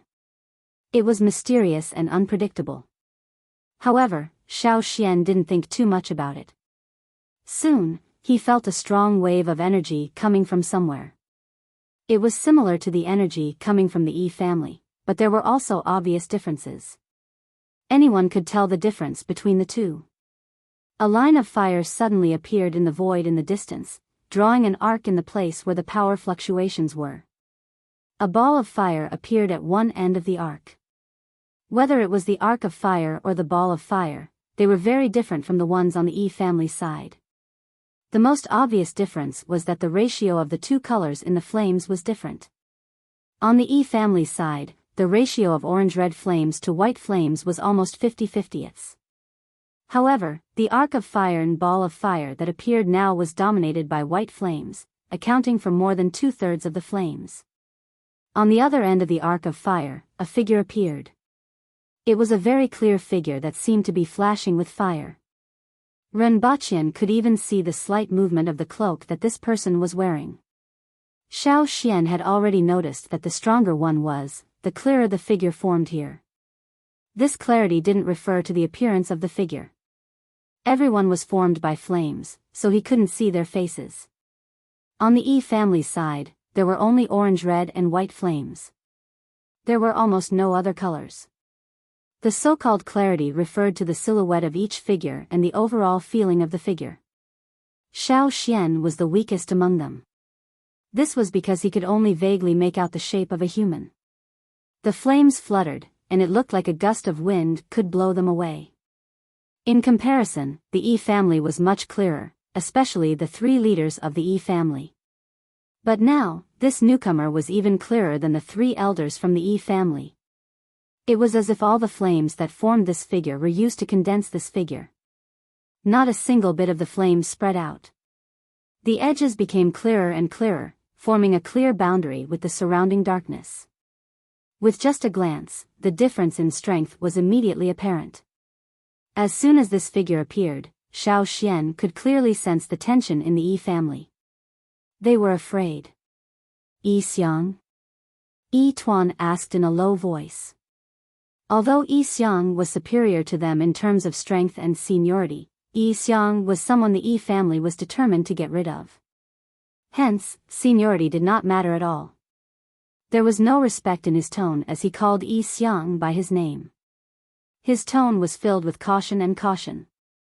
Yi Tuan had wanted to ask why Yi Xiang wanted to kill the Yi family. After all, Yi Xiang was still a member of the Yi family. Did he really want to wipe out the Yi family? Also, where did the important things the Yi family took away go? Did he really create those monsters in the desert? Yi Tuan had many questions to ask Yi Xiang, but Yi Xiang had no intention of answering. He did not even make a sound. Xiao Xian saw the newcomer look up at Yi Tuan's words. Then, without a word, he walked towards the Yi family. As he walked, the totem beneath his feet moved as well. The fireball in front of the arc of fire was not directly in front of him, but diagonally above him, moving with Yi Xiang's movements. Yi Tuan's heart tightened. He knew that Yi Xiang did not even want to talk to them. Without another word, he shouted, "Guard the formation." The 100 or so members of the Yi family were not here to attack, but to guard the formation. If they went out alone, they would only end up as cannon fodder. They were only useful when guarding the formation. These 100 people were the core and most outstanding members of the Yi family. The Yi family had really put in a lot of effort this time. A huge totem appeared beneath their feet and expanded. Their powers merged into one.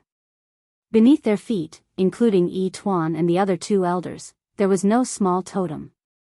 Instead, there was a large Yi family totem. The curved path of flames formed a wall of fire in front of them. In front of the wall was a huge ball of fire, half orange-red and half white, exuding the powerful aura of a fire seed. Their combined might made one's heart tremble. Fiery light surged, and it was even more dazzling than when it first appeared. A fire pit? The aura and the flames made Xiao Xian feel like a temporary fire pit had been built. However, it was understandable. Blood and fire came from the same source. After the fire seed fused, everyone could be seen as a small fire seed. When these small fire seeds gathered together, they would form a large fire seed. Not only could it play a certain defensive role, it could also provide power to those nearby. However, although the combined aura of the 100 or so people looked powerful, Xiao Xian felt that many of the Yi family members did not seem confident at all. Solemn and nervous, this was probably how most of the Yi family felt. Go! Yi Tuan raised his hand. A bright white dot flew out of his palm. It passed through the fire and instantly transformed into a 20-meter-tall beast. It looked like a tiger or a leopard, but its figure was blurry. Flames rose around it. Although it was only made of fire, one could see that it was a live beast. A long howl that belonged to a beast rang out in the dark void, spreading in all directions. It was deafening. Xiao Xian was far away, but he felt like the roar was right next to his ear. It was so loud that his brain went numb. If he hadn't seen it with his own eyes, he would have thought that it was a ferocious beast from the forest that was about to go on a killing spree. The beast arched its back like a taut bow. The next moment, it opened its back and sprinted forward. Every step it took covered nearly 100 meters, heading straight for Yi Xiang. It sped up, leaving a long tail of fire behind it. The two parties were originally quite far away, but in the blink of an eye, they were close. A bone-reading beast. Bone reading was the beast bones used by the Yi family for divination. Everything came with a price. Everything was balanced, including the Yi family's ability to foresee the future. Divination relied on the vitality of animals and plants. For example, bone reading. The Yi family's ancestors discovered that even the bones of dead beasts contained vitality. Their divination relied on the vitality of the beasts in the oracle bones to predict the past or the future. Similarly, the Yi family often used this method in their battles. The objects that everyone used for divination, regardless of whether it was the bone divination branch, the armor divination branch, or the various divination techniques that were now mixed together, all possessed a certain amount of vitality, including stones. Yes, stones. The Yi family's ancestors believed that stones were the bones of the earth and contained a great deal of vitality. Hence, after the oracle bones, they began to add stones to their divination. These stones were not randomly picked up but were carefully selected to contain vitality. For example, the jade stones used by Yi Zong and Yi Qi were used to carry out their divination using the vitality of these stones. Whether it was the oracle bones or jade stones, regardless of whether they were found or gifted, as long as they held them in their hands, they could be used for divination or for internal battles within the Yi family. Xiao Xian had heard about this from Yi Si and Yi Zong, but this was the first time he had seen the Yi family use bone reading in this way. Yi Tuan's flaming beast must have been the beast's form when it was alive. Seeing this, Xiao Xian suddenly remembered the ancestral bone ornaments he was wearing.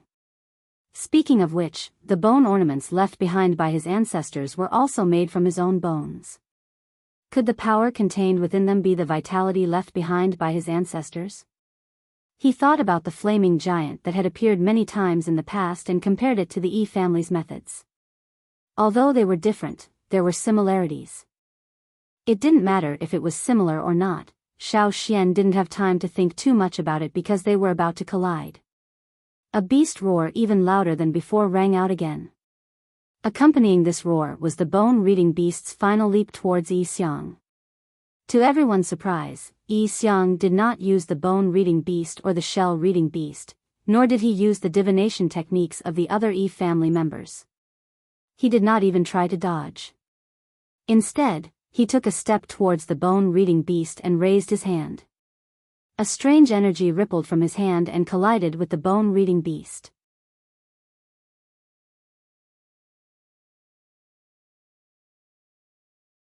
Chapter 793. Compared to the beast's ferocious aura, Yi Xiang was not only small in size, he did not give off a powerful aura either.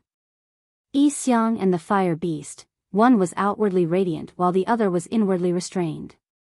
Both gave off a strange vibe. This scene was not balanced. However, everyone had an answer that they did not want to admit. While the people far away were not affected, Xiao Xian could sense that Yi Xiang's raised hand seemed to be restraining a powerful force within a limited area. This was why Yi Xiang gave off a reserved aura. A direct clash. When the raised hand collided with the flaming beast, an indescribable aura filled the area. The bone-reading beast's flames were blocked, as if it had hit an invisible wall. It could not advance any further. Boom! The collision of power brought about a powerful tremor, causing the dark void to distort. A trace of frenzied aura recklessly exploded, as if it wanted to tear apart everything it came into contact with.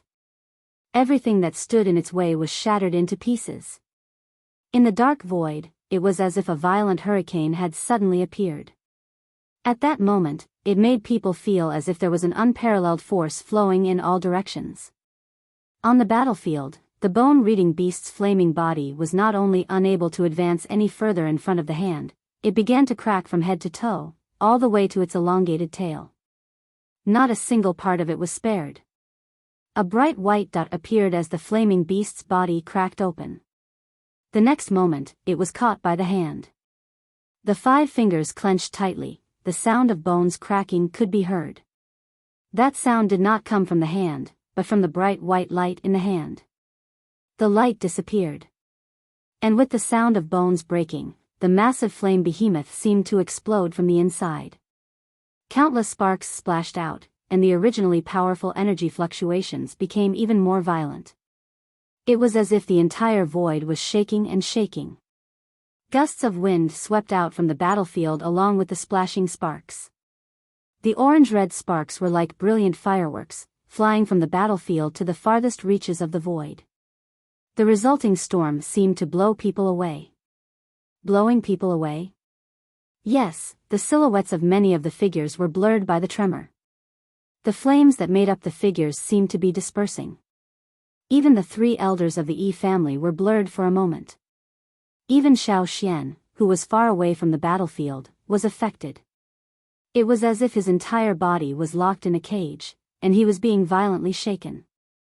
His head was dizzy, and his consciousness was momentarily scattered. It was uncomfortable, but Xiao Xian endured it and quickly gathered his consciousness again. However, although it was uncomfortable and he was still affected, Xiao Xian also gained something.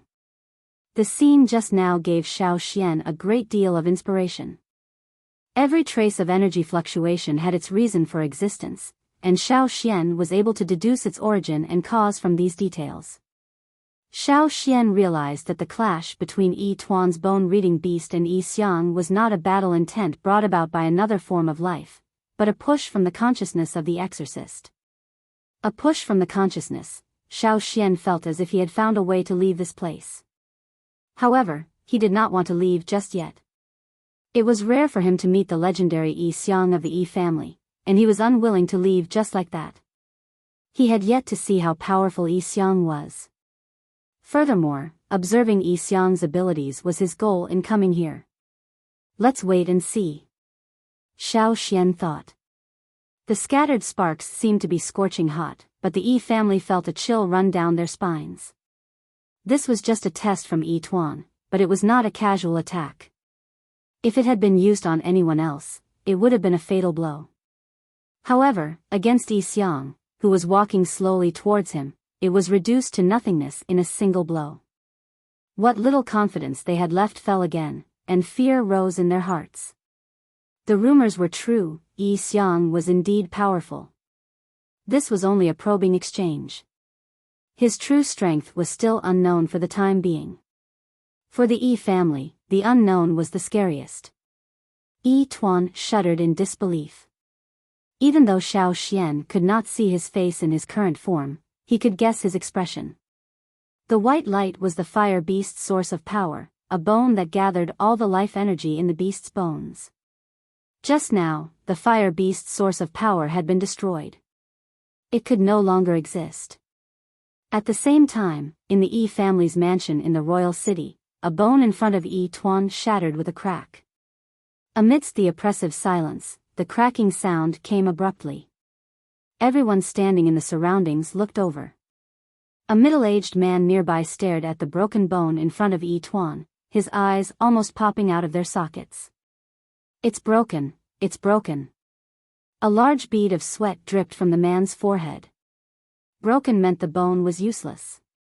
In the Yi family's words, the bone was truly dead, with no life energy left in it.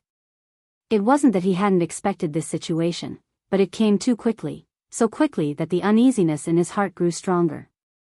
Each bone Yi Tuan used came from a powerful, fearsome beast. The fact that it could survive to this day meant that it came from a giant beast that looked like a tiger or a leopard. It was a ferocious, fearsome beast when it was alive. Its bones had great vitality.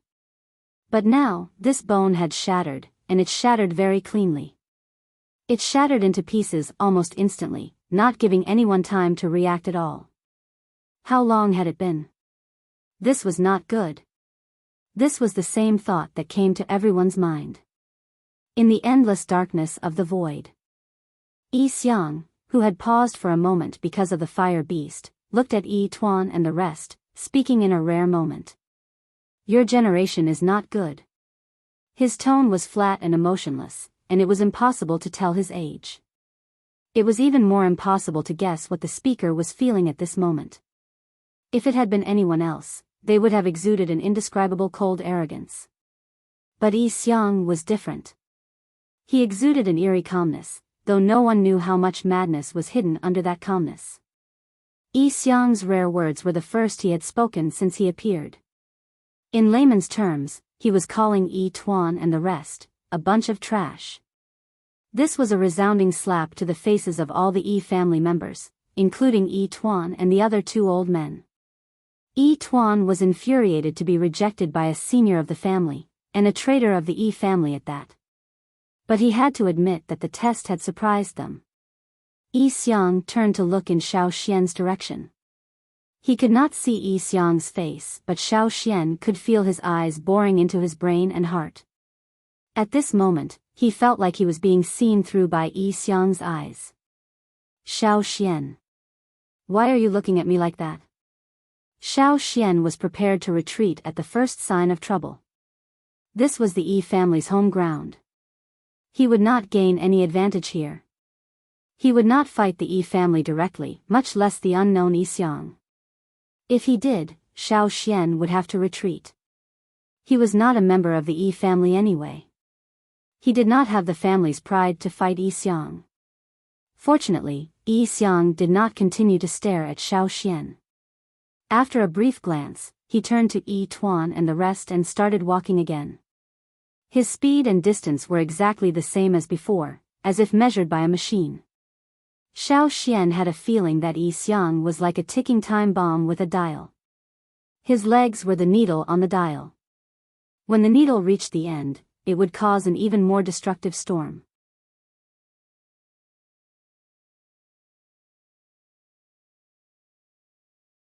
Chapter 794. Xiao Xian watched as Yi Xiang lifted the hand that had smacked the bone-reading beast away, then drew an arc in front of him.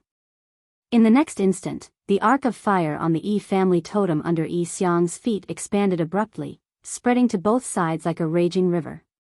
The flames on the fire path rose higher, no longer restrained. Like a gathering of 10,000 beasts, they were about to charge forward. Yi Xiang's totem had been the size of a normal totem, but now it had expanded to the size of a few hundred people. It was about the same size as Yi Tuan's totem, perhaps even larger.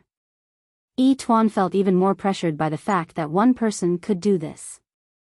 If possible, he did not want to fight such a person, but he had no choice. Xiao Xian's brows twitched. Even from afar, he could clearly feel the pressure spreading from the other side. Although his body was not here, Xiao Xian felt his hair stand on end, as if a cold current was running through his body. This was not going to work. Yi Tuan's probing earlier had affected Xiao Xian.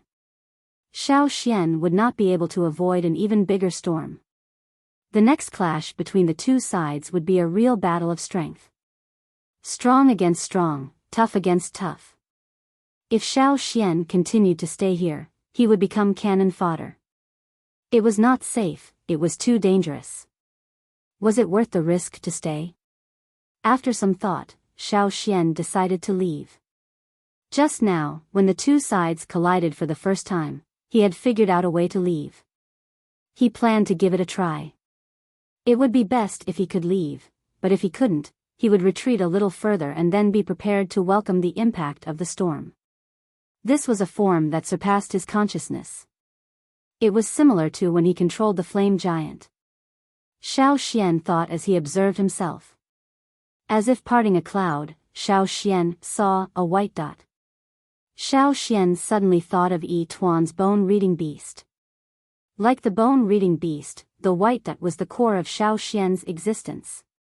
It was similar to, but not limited to. It also had powerful life force, like a soul. At this moment, there were many more flames wrapped around the bright white. What Xiao Xian needed to do now was to remove all the flames that were wrapped around the bright white flame. Using only his consciousness, he could use the power available in this state. Although it looked like he had left his body, he could still use many powers, such as totemic power and another power in Xiao Xian's body. What Xiao Xian was using now was a power that was not from the Yanjiao fire seed. A thin white line of fire appeared around the white flame. Under the control of Xiao Xian's consciousness, it circled around the white flame. Every time it circled around the white flame, a part of the flame would be taken away. 1 circle, 2 circles. At first, the white line of fire slowly circled around, but later, it skillfully sped up to form a whirlpool, enveloping the bright white and red flames. Bit by bit, the white flames were taken away by the white line of fire. The white flames also gradually became thicker, and the surroundings were covered by the red flames. This was only happening in his sea of consciousness. In this dark void, the human-shaped flame on Xiao Xian's body decreased from bottom to top at a speed visible to the naked eye, as if it was disintegrating on its own according to a specific pattern. Yi Xiang, who was about to attack Yi Tuan, paused, turning to look at Xiao Xian. Yi Tuan saw Yi Xiang's reaction and glanced over as well, only to see half of the figure disappearing. There was a person standing there, of course people would notice. Although Yi Tuan focused all his attention on Yi Xiang, many people from the Yi family were also watching Xiao Xian. Their target this time was not Xiao Xian, but they would not trust a tribesman, especially one with old grudges. Of course they had to be cautious. The moment Xiao Xian started moving, the guards noticed that Xiao Xian was about to leave.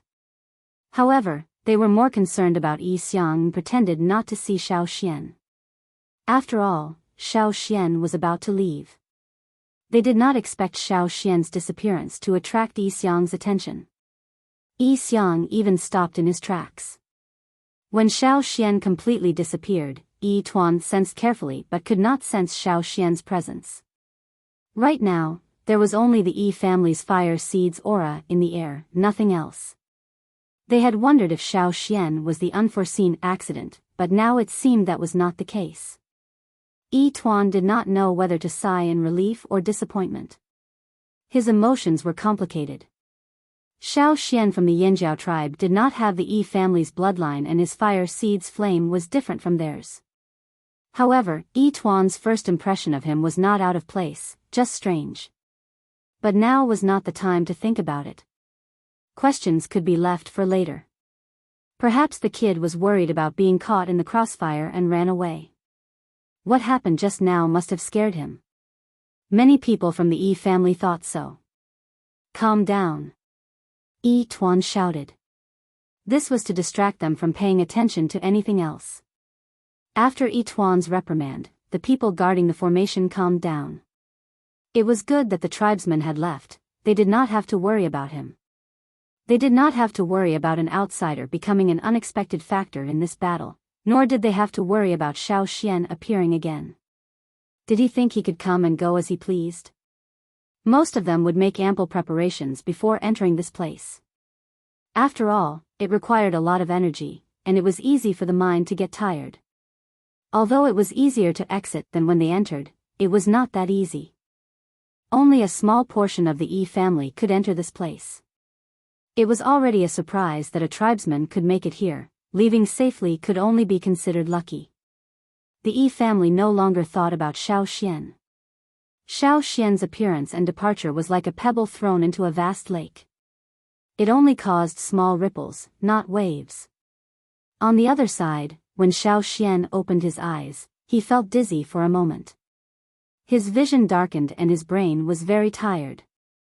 It took him a while to recover. He looked around him. Cha-Cha was perched on a nearby cliff, one paw pressing down on a snake as thick as an adult's thigh. It was pecking at its food. This kind of snake was not considered big in this forest, but in this area, it was already a rare big snake. After all, there were very few beasts living in this mountain range. Noticing that Xiao Xian was awake, Cha-Cha tossed the half-dead snake in front of Xiao Xian and hissed twice. "I'm fine. I'm just a little tired." Xiao Xian patted Cha-Cha's bird head. He got up and slowly walked 2 steps. His feet stepped on the firm ground and he felt the strong support of the ground. This place was completely different from the void. Xiao Xian looked at Yizong and Yi Qi. He saw that they were still sitting in the same position as before. However, the jade stones on the square plates in front of them had changed positions. The biggest difference was the Yi family totem where Yizong and Yi Qi were sitting. Compared to before, the arc of fire in the totem was bigger and brighter. The flames were also taller. Naturally, the pressure it gave off was greater. The slaves guarding near the two of them were also further away. Yizong and Yi Qi were among the people guarding the Yi family. Xiao Xian did not find it strange that such a change would occur under the influence of 100 people. Xiao Xian did not look at the two of them. He felt that he had used up too much energy. He went hunting with Cha-Cha in the distance to find food. After eating and drinking, he even slept for a long time. His fatigue had completely disappeared. Xiao Xian thought for a moment and sat down again. He took out a straw rope and tried to enter the void using the 8-rope knot method. With his previous success, this time, Xiao Xian only wasted 3 straw ropes. The dark void appeared again. With his previous experience, Xiao Xian quickly steadied himself and suppressed the discomfort. Xiao Xian had been thinking that he had already left to eat and sleep. By the time he returned, the two sides should be almost done fighting, right? But when Xiao Xian looked over, Yi Xiang and Yi Tuan did not look much different from when he left. The two sides, who had just calmed down and prepared for battle, realized that the person who had just left had reappeared. Yi Tuan was about to throw out a bone divination when he froze. Yi Xiang, Yi Tuan, the Yi family, his aura was different from the Yi families, so the Yi family recognized him immediately. Why was he here again? How was this possible? The first time was a coincidence, a stroke of luck. What about the second time? They thought it was a stroke of luck to be able to enter this place and leave safely, that tribesmen would be able to brag about it. Who knew he would appear again? And this time, Xiao Xian's figure was more solid, not as blurry as the first time. In fact, he looked similar to many of the Yi family guards. They would not believe that Xiao Xian did not know how to enter this place. Sensing everyone's stares, Yizong and Yi Qi said in unison, "It wasn't us."